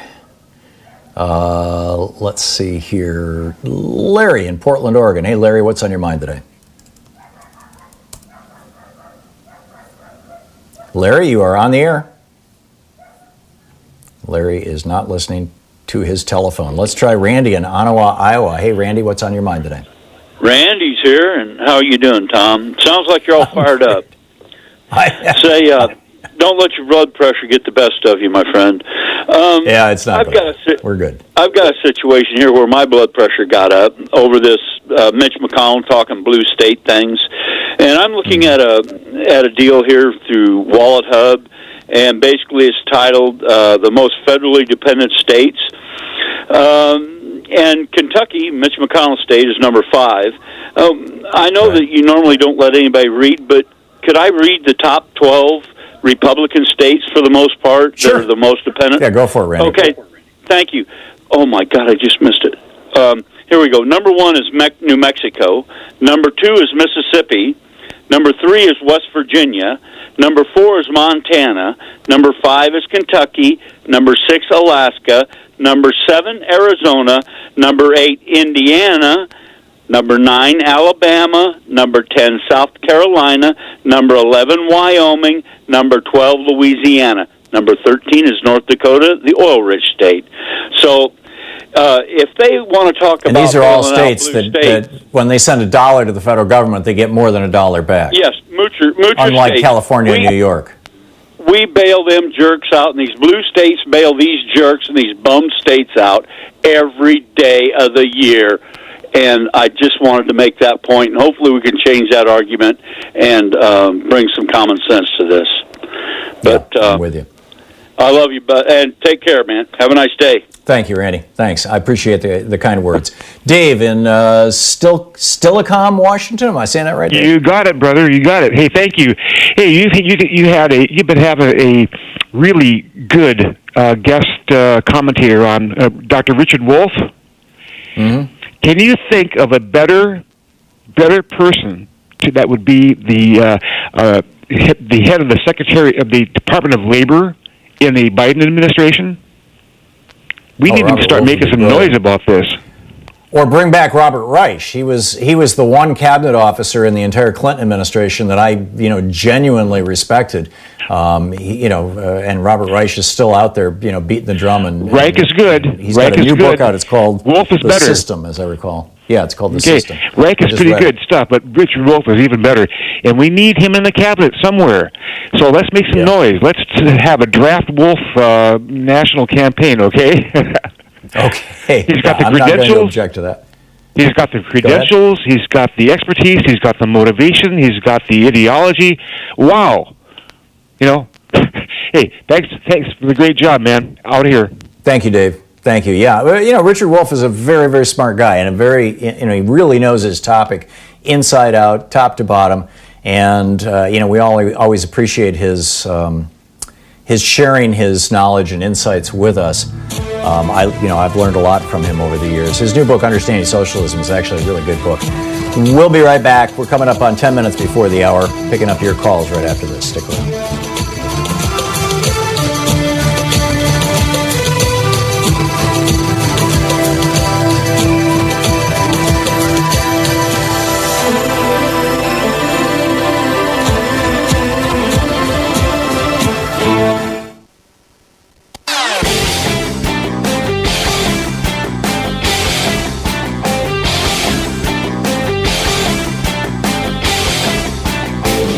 Did you know that Ronald Reagan committed treason to become president in 1980 and George Herbert Walker Bush was in on it and he avoided being prosecuted for this in 1992 with a little help from Bill Barr? It's on page 116 of my book, The Hidden History of the Supreme Court and the Betrayal of America.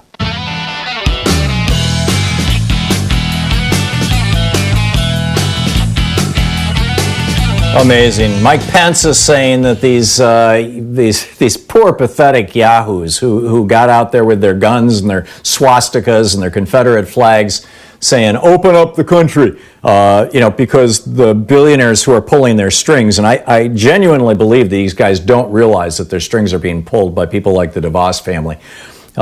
They're good intentioned, not very bright. They watch Fox News a lot. They're poorly informed. But Mike Pence said they play an important role in moving our nation forward on Limbaugh show just a little bit ago. And Andrew Cuomo is calling out Mitch McConnell, calling him the Grim Reaper, which is real appropriate. Hartmut in Kennesaw, Georgia. Hey, Hartmut, what's on your mind today? Hello. There's one really important element that is seemingly constantly dropping out of the discussion about how to bring about a stable state in fighting coronavirus, and that is masks.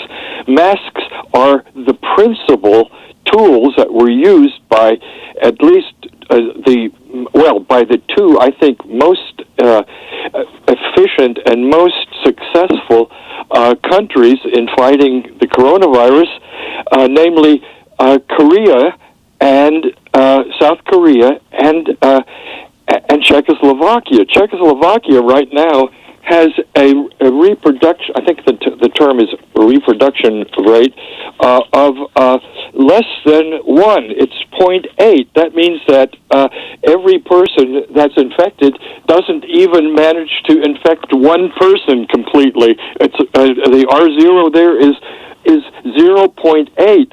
That means that they are dropping to zero as far as as far as you know. I mean, I don't know much about the Czechoslovakian situation. It may well be that they just are not testing enough people to know. But certainly in Asia, they started immediately as soon as they learned. Oh, they did? That a possible pandemic brewing. They put out a call. The president of Czechoslovakia put out a call that everyone should immediately start making masks. So everywhere in Czechoslovakia, people were pulling out their sewing machines and making masks. And within a few days, everyone was wearing a mask. That's solidarity, and that's the importance of masks. And let me say one other thing about masks, and that is that what you hear most often here, and I've just recently heard it in a Zoom group that I have every Sunday, where someone was very bright, an activist, argued that, everywhere, I'm reading everywhere, Al Jazeera and several other places, that masks, they're fine as far as spreading the infection goes, but they're no good at protecting you from the virus. But that's an absurdity. That doesn't make any sense, because and they have discovered, as a matter of fact, they've looked at cloth masks and found that indeed people who are wearing them and that were infected were actually blocking coronavirus because the coronavirus would be found inside their mask. But it doesn't make any sense to claim that, well, if you are blowing out coronavirus, it'll block those coronaviruses, but it will not block the coronaviruses that come at you from a distance that are moving much more slowly with much less force. Well, this is the distinguishing characteristic between a cloth mask and an N95 mask. An N95 mask is blocking 95% of all particles, and I think that they go down to like a half micron in size, whereas a cloth mask will allow through larger particles, which could include micro water droplets. And including viruses. Viruses are insanely small. So yeah, I know. You can inhale virus through a cloth mask. It's a little harder. There is a physical barrier there. And I think this was the core of Japan's effort initially. Was everybody in the country was wearing masks, but they weren't doing.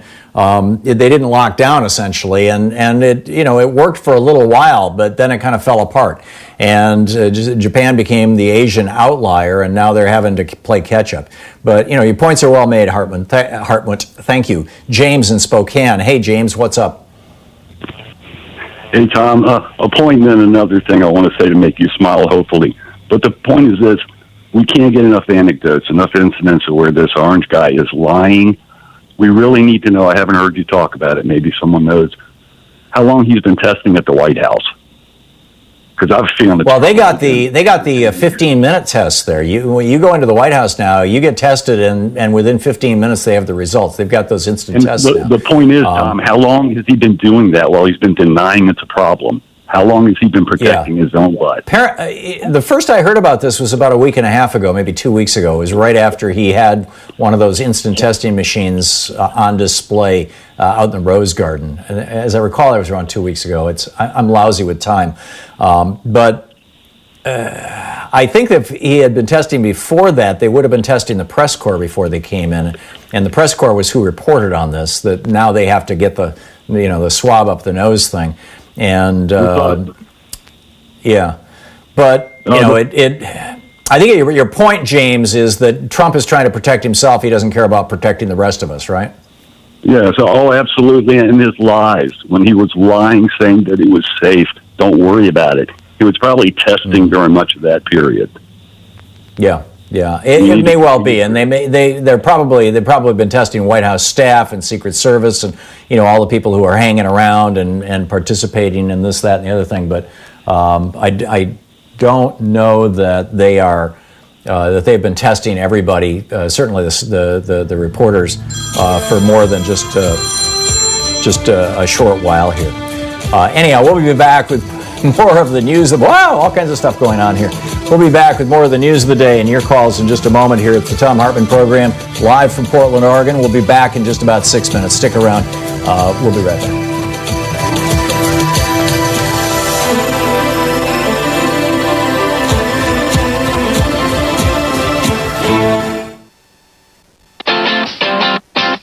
You're listening to Thom Hartmann.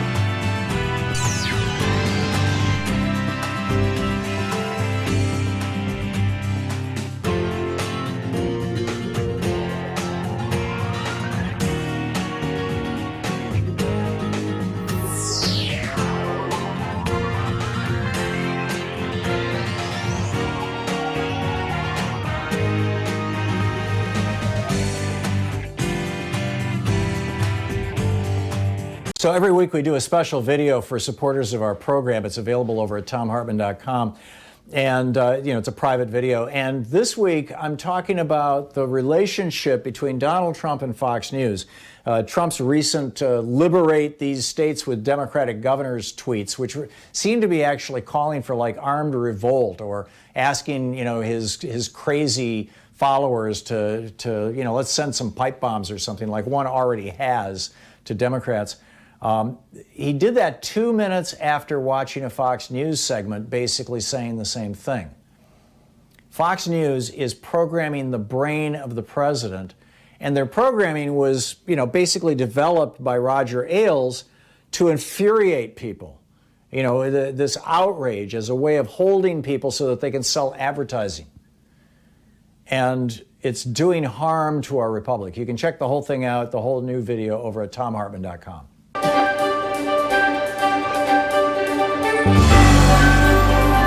Our book today in the Thom Hartmann Book Club is Under the Influence, Putting Peer Pressure to Work by Robert H. Frank. And I'm reading from the prologue.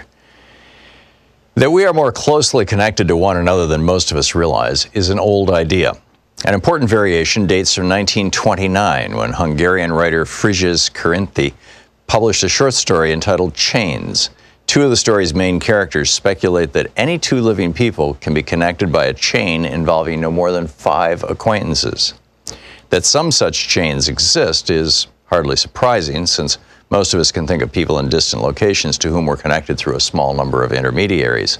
The man bites dog aspect of Karinthy's conjecture is that almost any two people, A and E, could be linked by a chain like A knows B, B knows C, C knows D, who knows E. One of the first systematic attempts to test this claim came in the 1960s with a series of experiments by the psychologist Stanley Milgram. In it, he sent packages containing a small booklet to 96 people chosen at random from the Omaha, Nebraska telephone directory. His cover letter asked them to try to forward the booklet to a specific residence of Boston, Massachusetts, through a chain of personal acquaintances. He told them the name and address of the Boston resident, that he worked as a stockbroker, and that the first person in their chain should be somebody they knew on a first-name basis. Milgram also advised them to choose someone they believed, presumably based on the target's location and occupation, could be socially closer to the target than they were themselves. Subsequent recipients in the chain were asked to forward the same instructions. Many of the Omaha recipients undoubtedly tossed Milgram's booklet in the trash, so it's remarkable that the Boston target received 18 of the 96 packages. The average number of links in the 18 chains was 5.9. But the now familiar expression 6 degrees of separation would not gain broad currency until many years later, when John Guare's play by that name premiered on Broadway in 1990. The concept became a meme in full when 4 Albright College students introduced 6 Degrees of Kevin Bacon in 1994, a game designed to measure the professional proximity of an actor, living or dead, to the American film star Kevin Bacon. An actor has a Bacon number of 1, for example, if he or she appeared in the same film with Bacon. Someone who appeared in a film with another actor who appeared in a film with Bacon has a Bacon number of 2, and so on. The average Bacon number is 2.95 among actors who have one. In that group, even the actor most distant from Bacon, William Rufus Shafter, has a Bacon number of only 7. Shafter, a Union Army officer during the Civil War, appeared in 2 films in 1898. For academics who study social connectedness, the 6 degrees concept gained little traction until 1998. That's when the sociologist Duncan Watts and the mathematician Steve Straga published their landmark paper, Collective Dynamics of Small World Networks in Nature. In the years since then, this paper has provided the mathematical foundation for the analytical tools that social scientists have been using with such remarkable success to study how ideas and behaviors spread through populations like infectious diseases. It has already been cited by other scholars more than 38,000 times and is one of the few papers ever published to be among the most widely cited works in multiple disciplines. In his 1976 book, The Selfish Gene, the evolutionary biologist Richard Dawkins coined the term meme, which Webster now defines as an idea, behavior, style, or usage that spreads from person to person within a culture. The meme is to cultural transmission, Dawkins argued, as the gene is to biological transmission. One of Charles Darwin's central insights was that natural selection favors genetic variations that enhance the individual organism's ability to survive and reproduce. Much of the time, the same variations also benefit larger groups, but often not. For example, an inclination to cheat when no one's looking might benefit individuals, but widespread cheating almost always makes matters worse for groups. It is the same with memes. The memes that propagate most successfully are often ones that benefit both individuals and groups. But here too, not always. As the legal scholar Jeffrey Stake has argued, ideas should not be treated as inert products, but as living things that sometimes exert some influence over their environment. Some of the ideas are more adept at surviving than others, and the ones that survive will not necessarily be good for humans.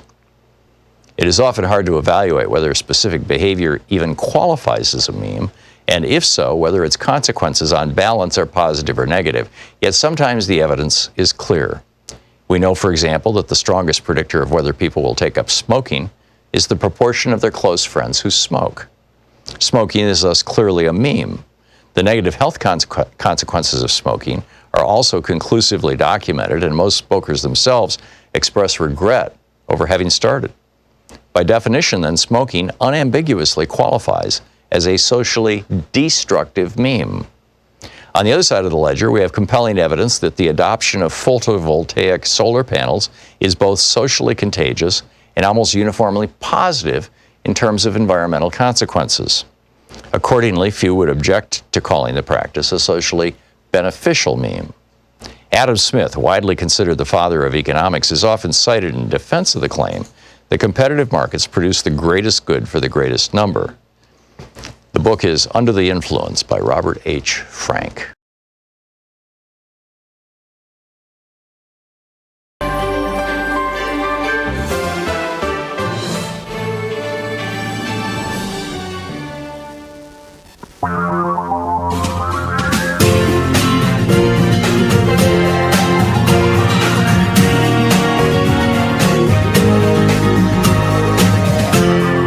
This is the Thom Hartmann Program.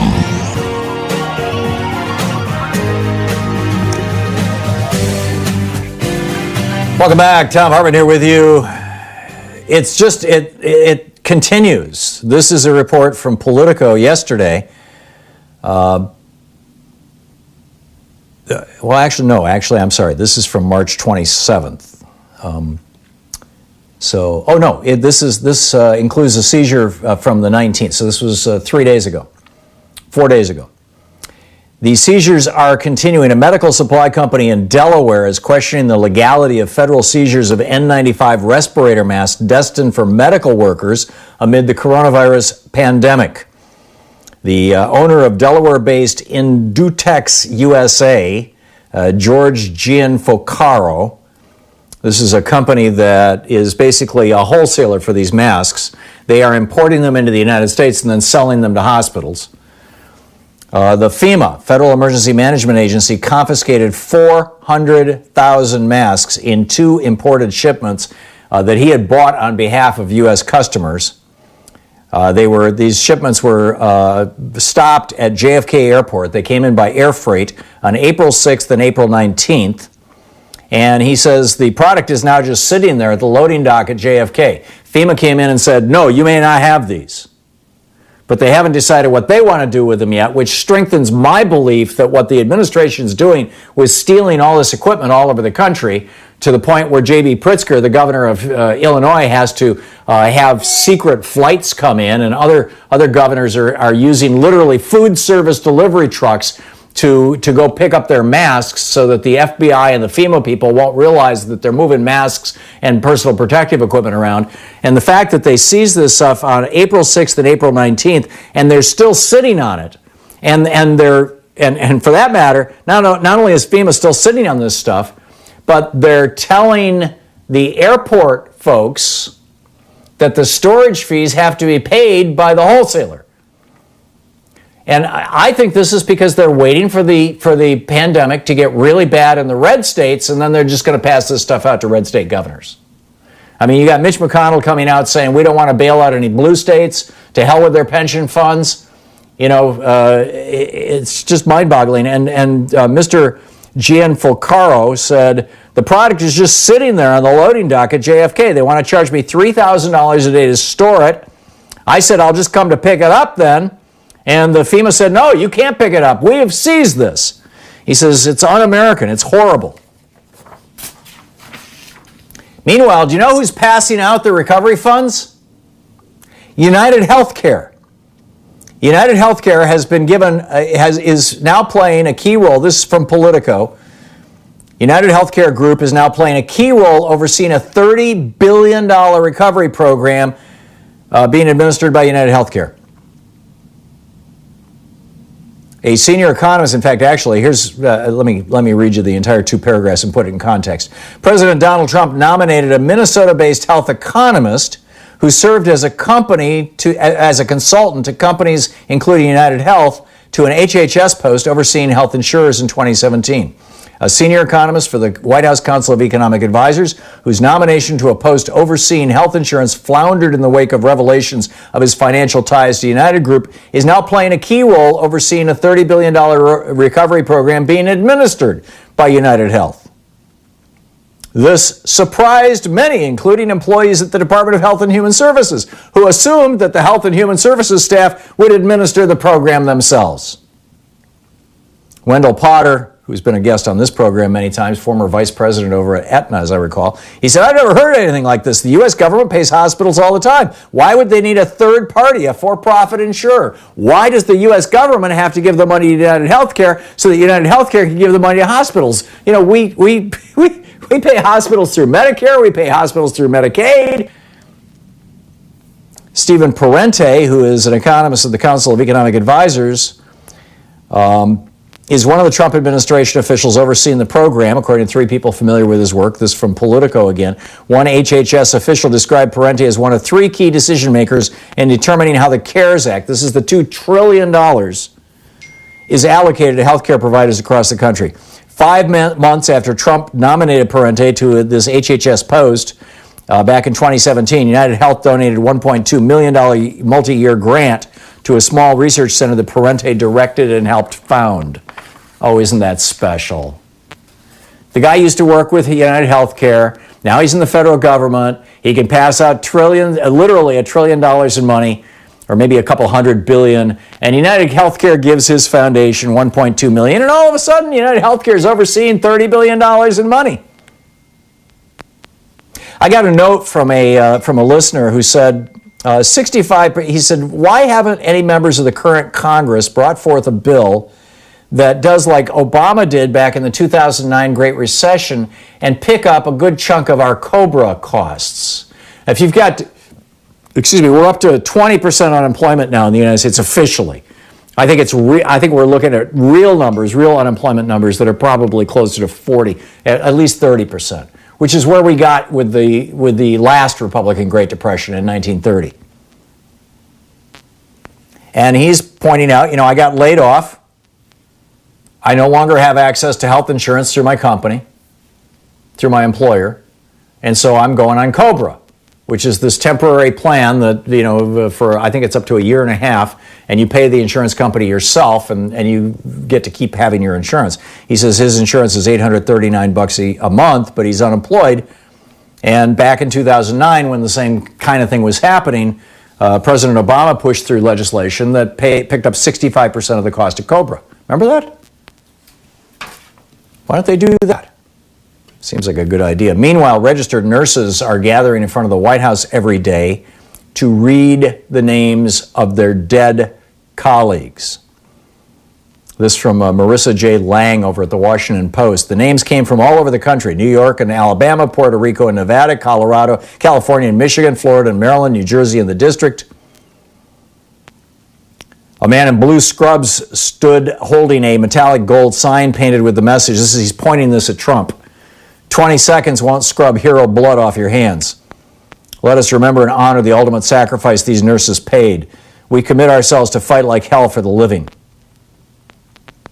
More than 9,000 healthcare workers in the United States have tested positive for the coronavirus. 9,000. And meanwhile, while the guy who is in charge of developing our vaccines in the United States has been fired by Donald Trump for saying that he can't support using hydroxychloroquine to treat people with coronavirus, now we know from the first study that was done by the Veterans Administration that it actually kills more people than it helps. It doesn't help anybody, and it does kill people. As a side effect, it causes heart attacks. So nobody's using it. So anyhow, this guy was in charge of the entire production of our vaccines, Dr. Bright.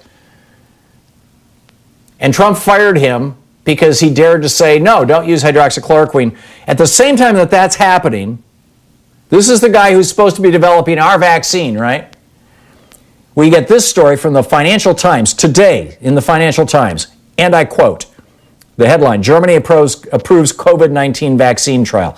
The German biotech company BioNTech will become the first European business to proceed with clinical trials of a COVID-19 vaccine after receiving regulatory approval. They've been working on this since January, when Trump was still saying there's nothing to do, there's nothing to worry about. In February, Trump was saying it's a hoax. In March, Trump was saying, oh, it's Democratic, spin trying to hurt my re-election chances. Back in January, BioNTech in Germany started developing a vaccine. And they now have 4 variants on this prototype. They're trying it out on 200 healthy volunteers. They believe that they will be able to manufacture this vaccine in less than a year. They secured $135 million from Shanghai-based Fosun to commercialize the product in China. And they're trying to get U.S. approval. But can we develop a vaccine? No. And the guy at HHS who's in charge of the entire COVID response, he's a Labradoodle breeder. This is the Thom Hartmann Program. Can you spell heck of a job, Brownie? Remember Brownie, the horse judge who was put in charge of FEMA by George W. Bush? This is what Republicans do.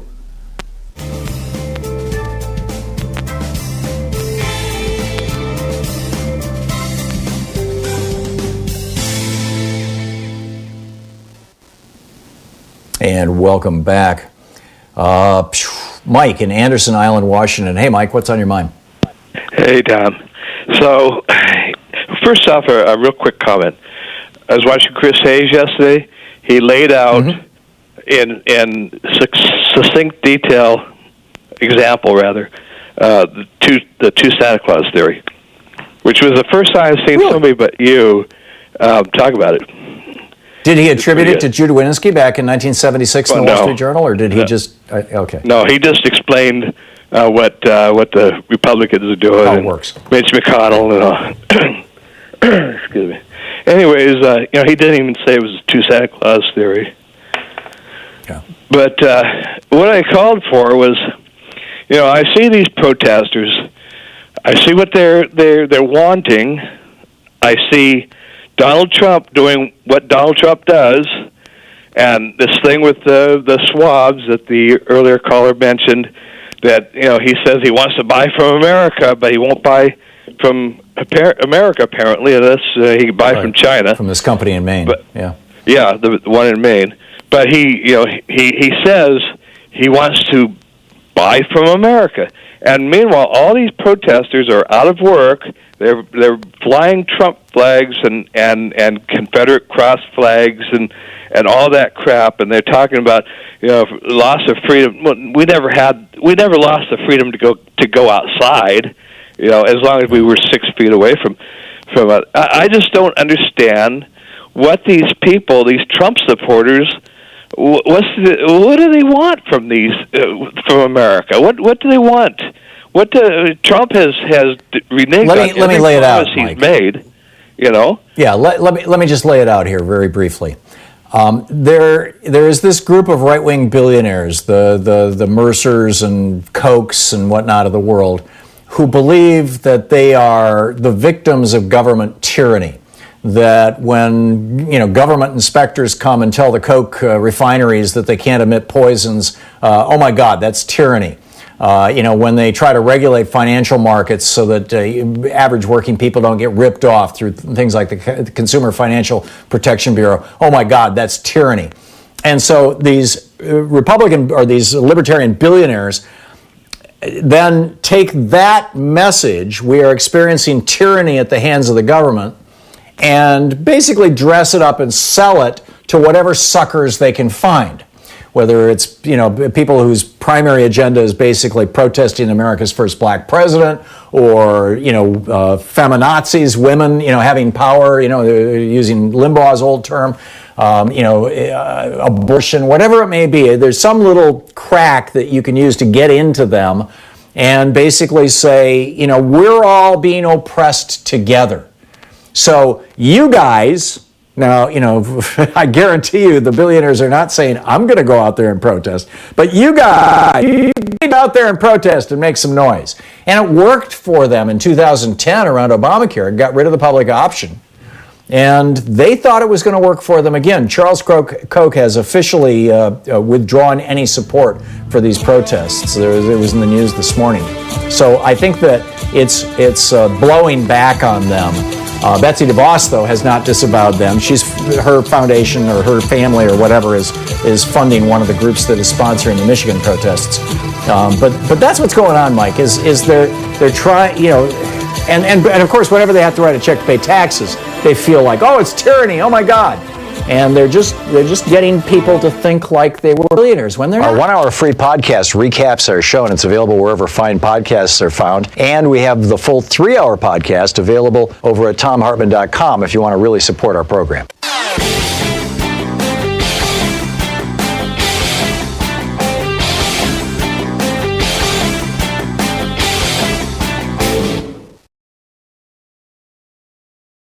We have a new video up over at thomhartmann.com for people who are regular supporters of our program, and the essence of it is, I use a couple of examples. There's hundreds of them out there. In one case, Alabama is preparing to execute a man who was not guilty of the crime that he committed with a relatively high level of certainty, but still they're gonna kill this guy, an African American. And the other story out of New York State, where the police officers hogtied this guy, arms, elbows behind him, tied his legs together, and then threw him down a flight of stairs, mangled his face. He looked he was totally beaten. 12 hours later, he commits suicide in his cell. How is it possible that our prisons do this kind of stuff? Because the 13th Amendment says that slavery is still legal in the United States. You have no rights if you've been convicted of a crime. We need to amend the Constitution. Check it out at thomhartmann.com. Welcome back. Thom Hartmann here with you. And Tammy in Houston, Texas. Hey, Tammy, what's on your mind today? Yeah, I just wanted to mention that guy that was saying that everybody should wear masks. Lena Hidalgo, who's Harris County judge, and actually it's called Harris County judge, but she's more like the county manager, has... basically decreed that everybody in Harris County, basically they put a new rule that everybody has to wear masks if they're out in public, and that's why everybody over 10 years old. And let's see, there's some exceptions if you're exercising alone, or if you are in your car, you don't have to wear a mask. And if you have a medical condition that precludes you from wearing a mask.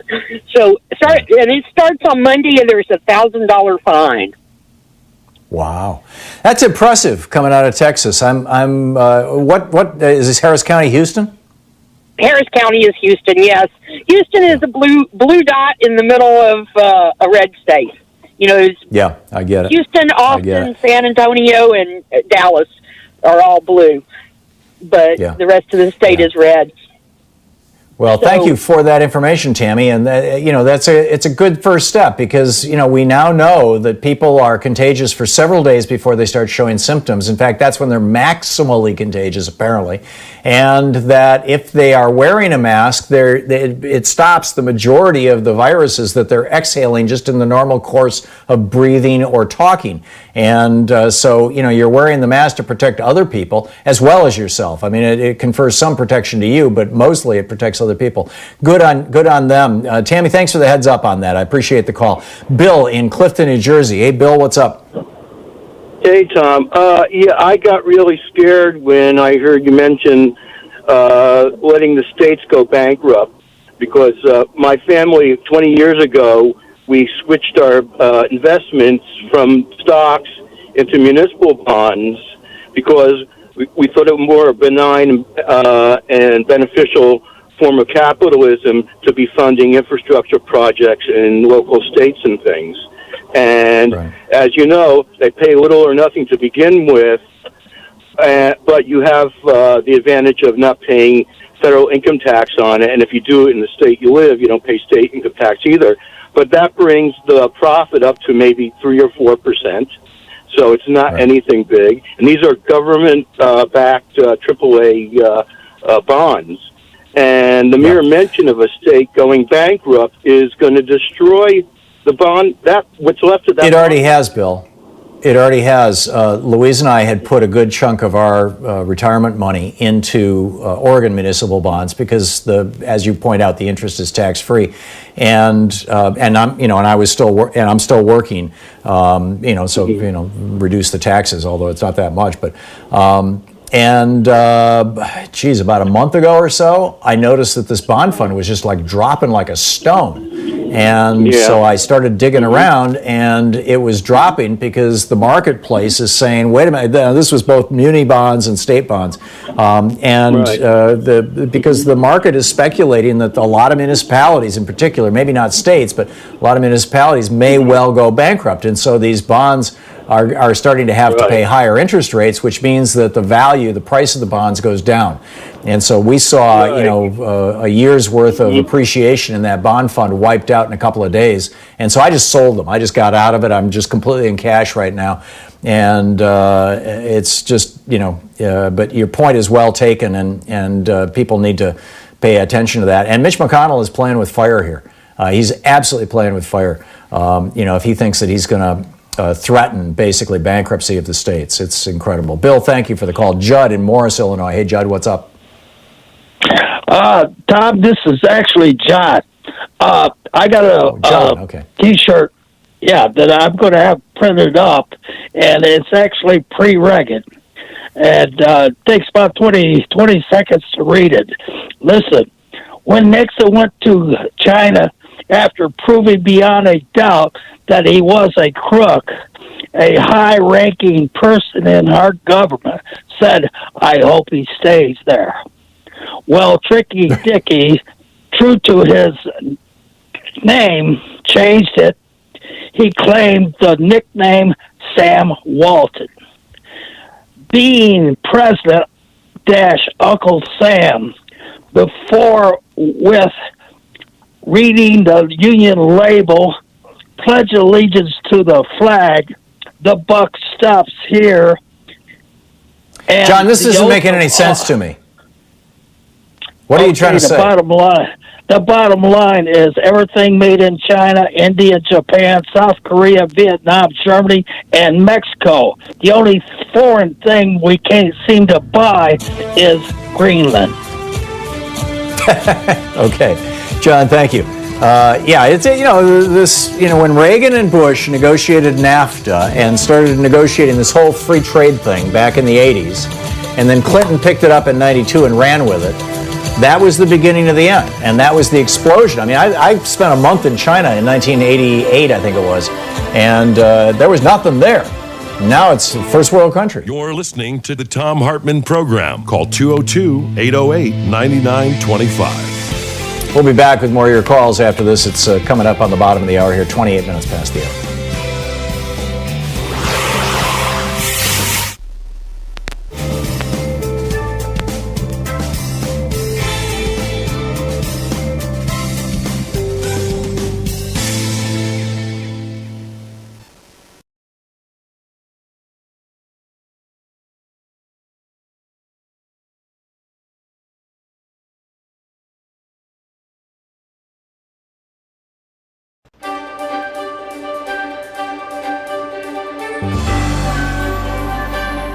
Our book today in the Thom Hartmann Book Club is The Hidden History of Guns and the Second Amendment by yours truly.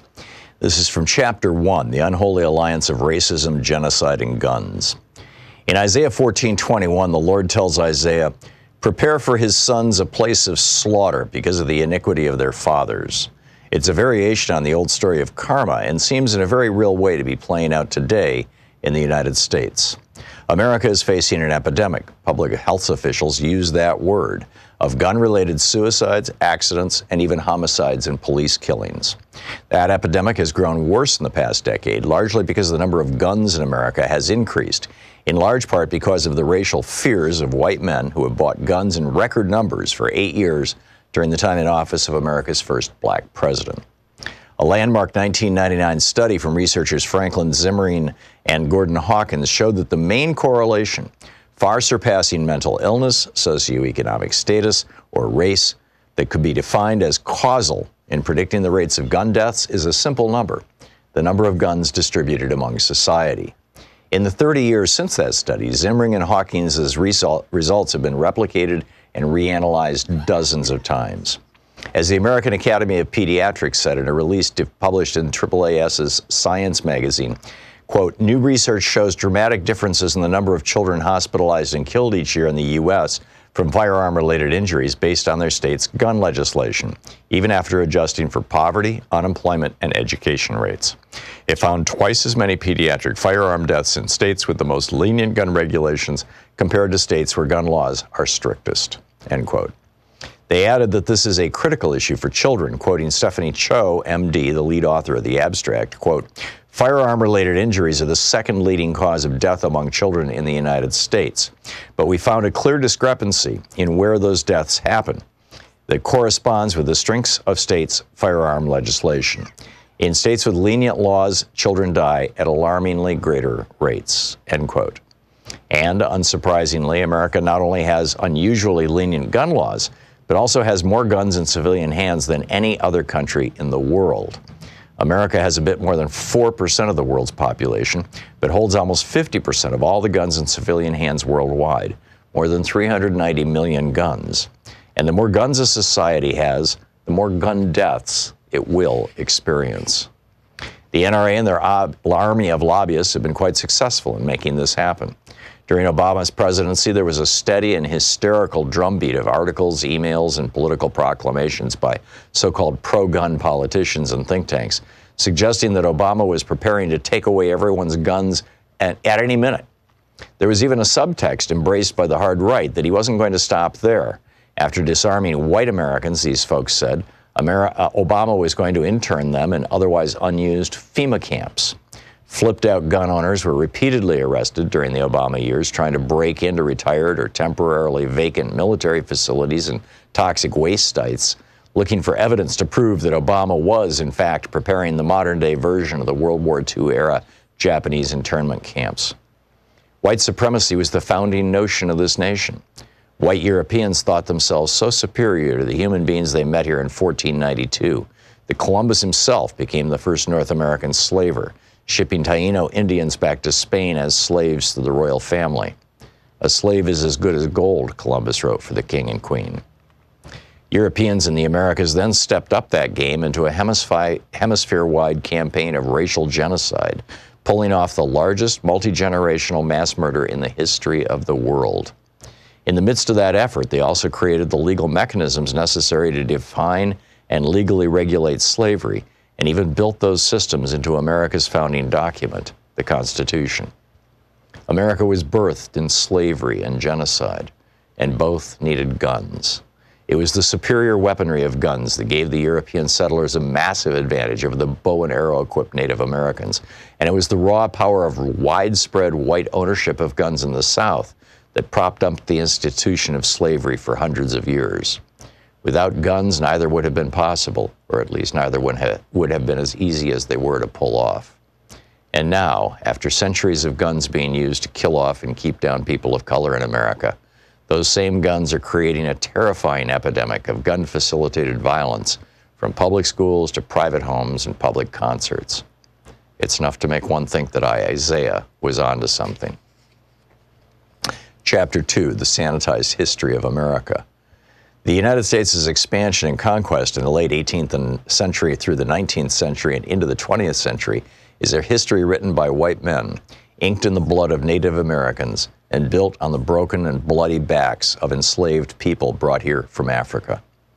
From 1791, when the Bill of Rights went into effect, until the end of the Civil War, the Second Amendment protected the rights only of white men to own guns. This is simply because until the ratification of the 14th Amendment, states determined who was recognized as a person protected under the Constitution. Initially, in most states, that meant that white men who owned land and paid taxes were the only people considered full citizens under the Constitution.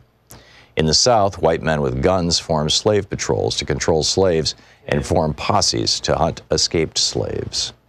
The book, The Hidden History of Guns and the Second Amendment.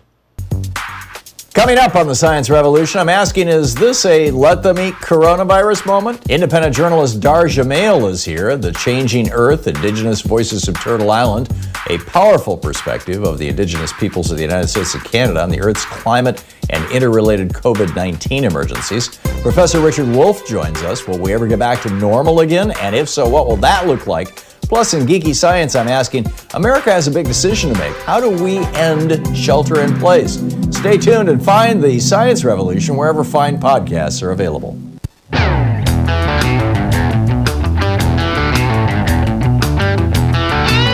Amazing. This is, we had a caller from Houston just a little bit ago who said that I forget the title, the Harris County judge or something like that, who basically the county manager, said that everybody in the county has to wear masks when they're out in public. And Evan Walter just tweeted me, the Houston Police Officers Union, Texas's largest police union, and it says, we want to be very clear, the Houston Police Officers Union believes everyone should be wearing a mask in public. However, we draw the line at the draconian measures Hidalgo has decided to engage in. Oh, God. It's to protect you guys, the police, right? I'm just, my mind is blown. And Christy Bryce, thank you for this. Your caller is correct about the Czech Republic.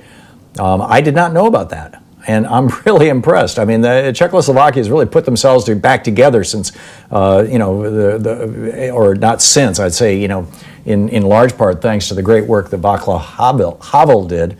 Their first modern, I believe he was their first modern president, the former poet and author. So anyway, let's pick up your phone calls here. Karen in Atlantic City, New Jersey. Hey, Karen, what's up? Oh, hey, Tom. How are you? I'm fine. What's on your mind? Good. I just want to say this is in response to the guy in Maine, the story about the guy in Maine with the swab factory. Mm-hmm. Do not ever buy any equipment based on a say-so from Donald Trump. Donald Trump is in charge of the government, right? Because 35 years ago... Are you speaking from personal knowledge here, Karen? Oh, yes. 35 years ago, he wiped us out. Us and a number of people in Atlantic City. He had casinos here, as you know. Mm-hmm. We were independent contractors. We had a summertime boat service. We ran boat rides from his casino, Trump Castle, at the time, which was the only one of only two casinos that had boat access because it was on the bay. So we had a 5-year no-cut contract, and we were encouraged to buy a beautiful, pretty new boat, right, which we did. And we were just barely 30 years old and went heavily into debt for this. And then they called us in and cut the contract. And I was sitting there, and I said, well, but you can't do this. It's a no-cut. And at that point, they turned off the tape recorder, which they did back then. It was the lawyers. It was not him. I never met him personally. And the lawyer said, you know what? You're right. We can't do this. Why don't you sue us? We have more than 100 attorneys on retainer at all time with absolutely nothing to do. And you will win this lawsuit, but we will ruin you before you do. Wow. So it's a shame you didn't walk into that with a tape recorder. Well, you know what? I was too young. You know what I did? What's the worst thing you could do in that circumstance? I started to cry. Yeah. And the guy and the lawyer is sitting there going, well, we just won, right? Well, a couple of them were, one in particular, I'll never forget it as long as I live. He was filing his nails. And, you know, my life flashed before me. I thought, you know what, I'm a teacher. How in the world did I get here? And my husband at the time, because then we got divorced, and oh my God, it was a whole mess. We had 2 little kids, lost the house, and lost everything. Because word gets out, there aren't that many people in that kind of boat business. It was a large passenger carrying vessel, 150 people. So you got wiped out because Donald Trump lied to you, basically. Well, that's what he does. Did. He lies, and he's a money grubber, and he will never pay his bills. He wiped out a number of people here. You're at least the 3rd or 4th caller in the last year or so who has called in to say, I got screwed by the Trump companies. There was one guy who had spent a couple $100,000 on woodwork for one of Trump's casinos, on like countertops and tables and things. And he was it was a little company. Him and his 2 sons, as I recall. He came on. He was telling the story. There was somebody else who had a trucking company that got wiped out by Trump. I don't remember the details. It was like a year ago. But he's just famous. I mean, he's been sued, at any given moment. He's got a couple thousand lawsuits going from people like you who think that they'll be able to recover their money after Trump lied to them. And, as you point out, you can't win those kind of lawsuits. The only thing you can do is walk away from them. And I'm so sorry to hear that you lost your home, you lost your family, you lost your business. And now, the Trump Great Depression, there's going to be a lot of people joining you in that boat. Well, we know that he ruins everything he touches, and I just couldn't imagine. I mean, it's been very painful 3.5 years, and I'm not alone in that. You don't need to have personal experience with him to feel that. But I was wondering all along how he can't possibly ruin the whole country and the whole world. But how's he going to do it? And you know what, Tom? Sorry to say, here it is. Right? I'm listening. Yeah. Oh, you mean he's doing it right now? Here it is. Yeah. It's not acting fast enough, lying about it, not wanting to spend a cent on protecting people. People don't really change. You're absolutely right, Karen. And this guy has been a grifter his whole entire life, and he's surrounded himself with grifters like Wilbur Ross and Betsy DeVos, and they're just rolling along, having a good old time. Karen, thank you for the call. I'm sorry to hear about what happened to you, but thank you for sharing that story with our listeners. It's remarkable. Stephen in Oakland, California. Hey, Stephen, what's up? Hey, Tom. Hope you and yours continue to be well.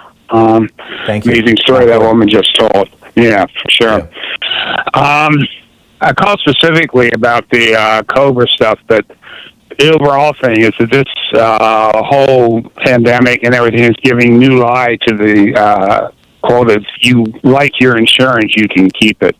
A lot of people who are employed are obviously are unemployed and are obviously not being able to keep their insurance. The thing about paying for Cobra is that's the wrong idea. There's actually the moderates in Congress are pushing for that. I understand Nancy Preston is behind it.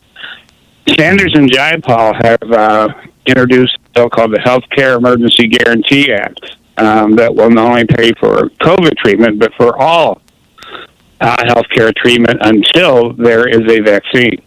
If you're out of work, you qualify for basically Medicare. If you don't have insurance, you qualify for basic Medicare. If you do have insurance, all your co-pays, your deductibles, and everything else is going to be picked up by that bill. Yeah, that is a much better way to do it. Cobra is just dumping more money into the insurance companies. Yeah, you're absolutely right. Thanks for pointing that out. I appreciate it, Stephen. Thank you. Mike in Minneapolis. Hey, Mike, what's up? Not a whole lot, Tom, but what you were talking about before with deflation and everything leads one to think about situations that have come in the past. And as you mentioned, our generation doesn't really have much experience with it except what we read in history books. But I'm wondering if the way this economy is being run, and if we hit a cycle of deflation, could that lead to that other word that the economists don't like that starts with D, and that is devaluation of the currency? And then what are Trump supporters to do if and when that happens? Deflation causes an increased value in the currency, not a decreased value in the currency. Now, there is speculation that because we've got 40 years of massive federal debt as a result of Reaganomics. When Reagan came into office, our total federal debt was less than $1 trillion. It was $800 billion. By the time he left office 8 years later, it was up to $2.5 trillion. And it's just exploded ever since then, with every single Republican president adding to the debt. And they're doing this because they think that this is the way that they can force Democrats to cut spending on social programs. The Democrats will be worried about the debt. And, but the odds are so you've got these kind of two competing forces. The government debt and the possibility of defaulting on the government debt is highly inflationary, and yet 20% unemployment is highly deflationary, because wages will go down. As wages go down, purchasing power goes down. As purchasing power goes down, demand for goods goes down. As demand for goods goes down, sellers start dropping the prices on goods in order to make them sell. As they start dropping the prices on goods, people start waiting to buy things, thinking, I'll just wait until the price drops a little more.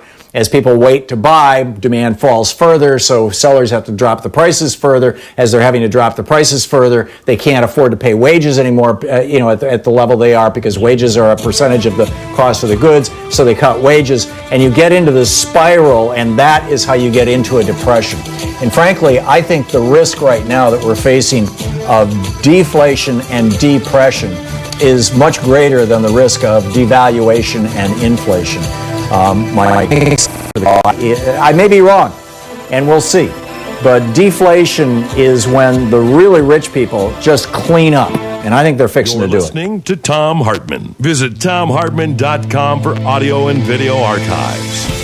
Back with more of your calls in just a moment. 45 minutes past the hour. It's the Thom Hartmann Program. Fair and only slightly unbalanced.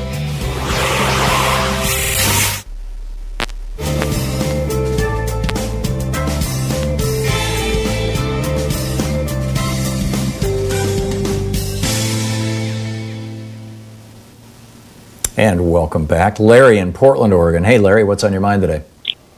Wow. I'm having an ADHD moment today listening to your show. Subject matter is just all over the place. There's so many things involved here regarding this. There's one large through line to the whole thing, Larry, and that is the malevolence and incompetence of Donald Trump and the Republican Party. But back to you. Agreed. I think getting back to democracy, I feel that democracy died in 2016 as a result of this president. But getting back to my point that I was going to make earlier, and that is, what is the realistic time frame in regard to repairing the damage that the economy has experienced here? Therefore, what is opening up the country? I mean, opening it up to what? Where are the jobs going to be after so much destruction has been done? I think we're looking at a decade or two, frankly, to repair the damage. Yeah. We're not going to go back to normal anytime soon. It's certainly not going to happen in the next year or two. Even with a vaccine, even with widespread use of the vaccine, even if the vaccine is highly effective, this is still going to be creeping around in all the corners of the country. And as we learn more about it, the virus itself, we'll see if it's going to eventually just become a nuisance disease, like measles has become sort of thing, where we all get vaccinated against it, and every now and then somebody gets it, and or there's a little outbreak and everybody freaks out. But by and large, it's a nuisance disease, as opposed to we have to shelter in place for generations, like they had to do when the bubonic plague came through, and or diphtheria or typhoid back before they had any ways of dealing with those diseases. And I think that anybody who says that they know how this is going to play out is wrong. The one thing that alarms me the most, though, is that most of the reporting I'm seeing is in my opinion, wildly too optimistic. Agreed. Yeah. So, I just we're wanted to just hear going to have from to you. figure. I You think have a this voice. is. I don't. Yeah. Well, this is an opportunity for us to reevaluate how our economy works. The question that is at the core of my book Screwed, that came out back in 2005 and is still, I think, one of the best books I've written. The question at the core of that book is the economy here to support us, or are we here to support the economy, or at least the people who are the principal owners of the economy? And prior to Reagan, the belief in America was that the economy was here to support us, and that there had to be a strong middle class to have a vibrant democracy and all that kind of stuff. Reagan flipped that upside down and said, no, you workers are here to support the billionaires, the so-called job creators, right? And I think that for the first time in 40 years, outside of the progressive part of the Democratic Party, there is a conversation going on about, is this really the way that we want things to be? Does this really work? And I think there's a dawning realization, even on the right-wing yahoos, that this system doesn't work, that it really only benefits the people who are, friends and cronies of the billionaires and of the politicians on the right. So, we'll see where it goes, Larry. I am, as you can guess, not a raging optimist, and I always hope for the best, but this situation, I think, is being understated. We'll be back. Did you know that Ronald Reagan committed treason to become president in 1980, and George Herbert Walker Bush was in on it, and he avoided being prosecuted for this in 1992 with a little help from Bill Barr? It's on page 116 of my book, The Hidden History of the Supreme Court in the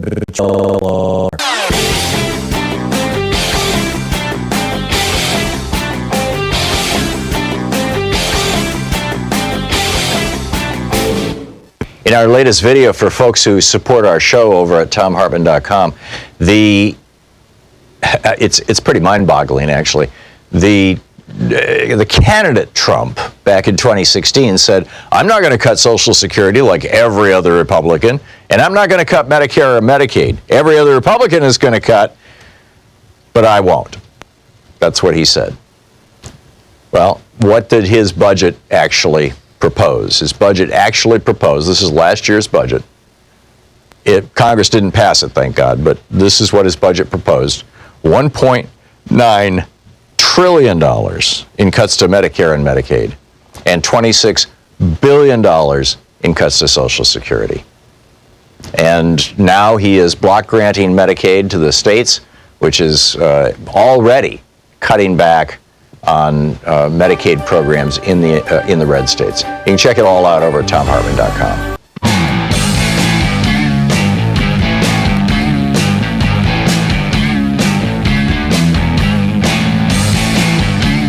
Welcome back.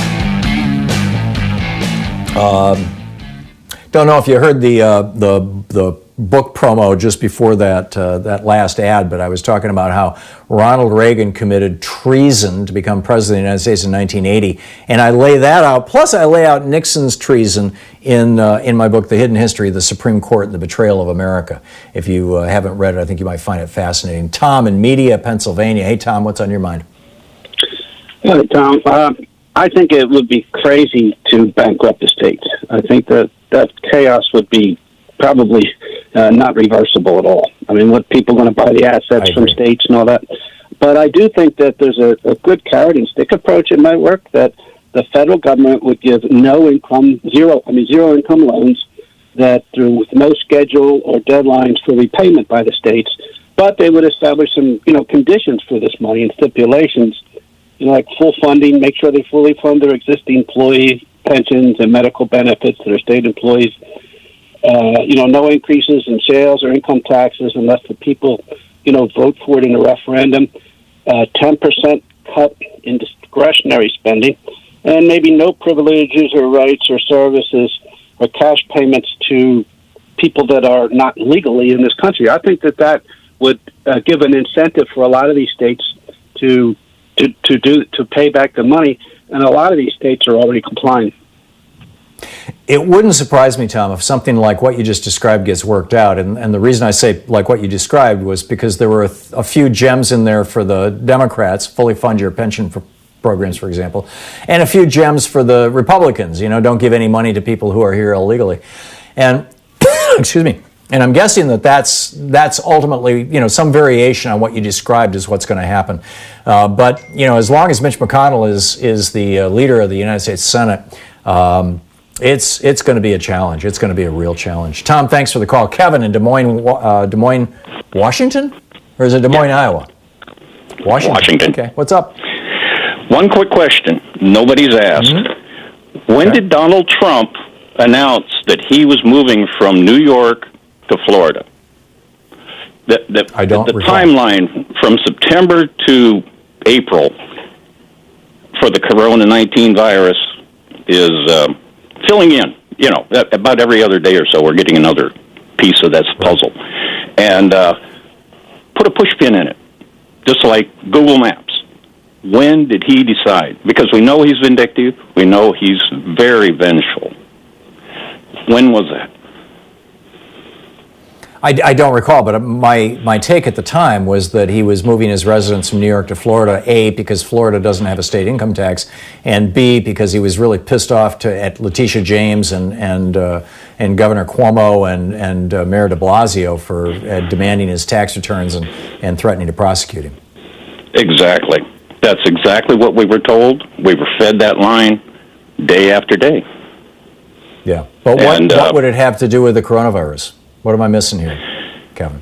When he was, many of these things were talked about at the end of December, and he just wanted to punish New York, where you have 10 to 14 days where you're transmitting the disease, and he was just going to let them go. I know that's a terrible thing, but just put a push pin in that day that he announced it to see how it falls with what he was told. Okay, interesting stuff. Kevin, thank you for the call. We'll see.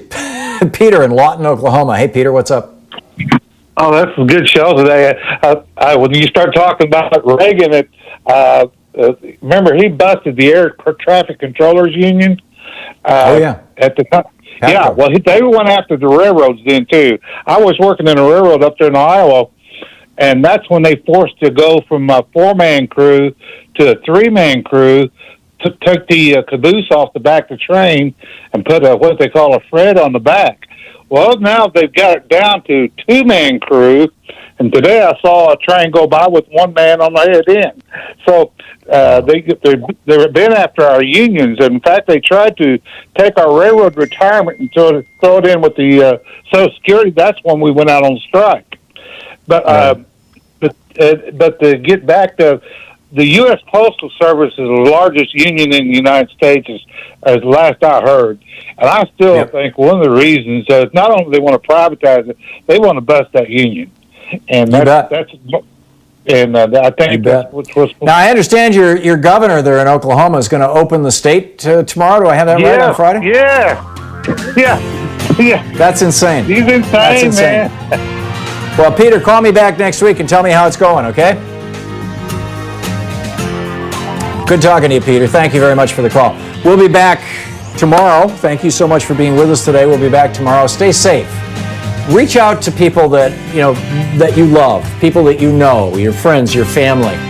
Reach out and be nice to somebody, right? Try to comfort somebody. There's a lot of pain and a lot of anxiety traveling around right now, and it's going to get worse before it gets better. We all need to hang on to each other, to hold each other, literally or metaphorically. Tag you're it. We'll see you tomorrow. Have a great afternoon. You've been listening to Thom Hartmann. For audio and video archives, visit thomhartmann.com.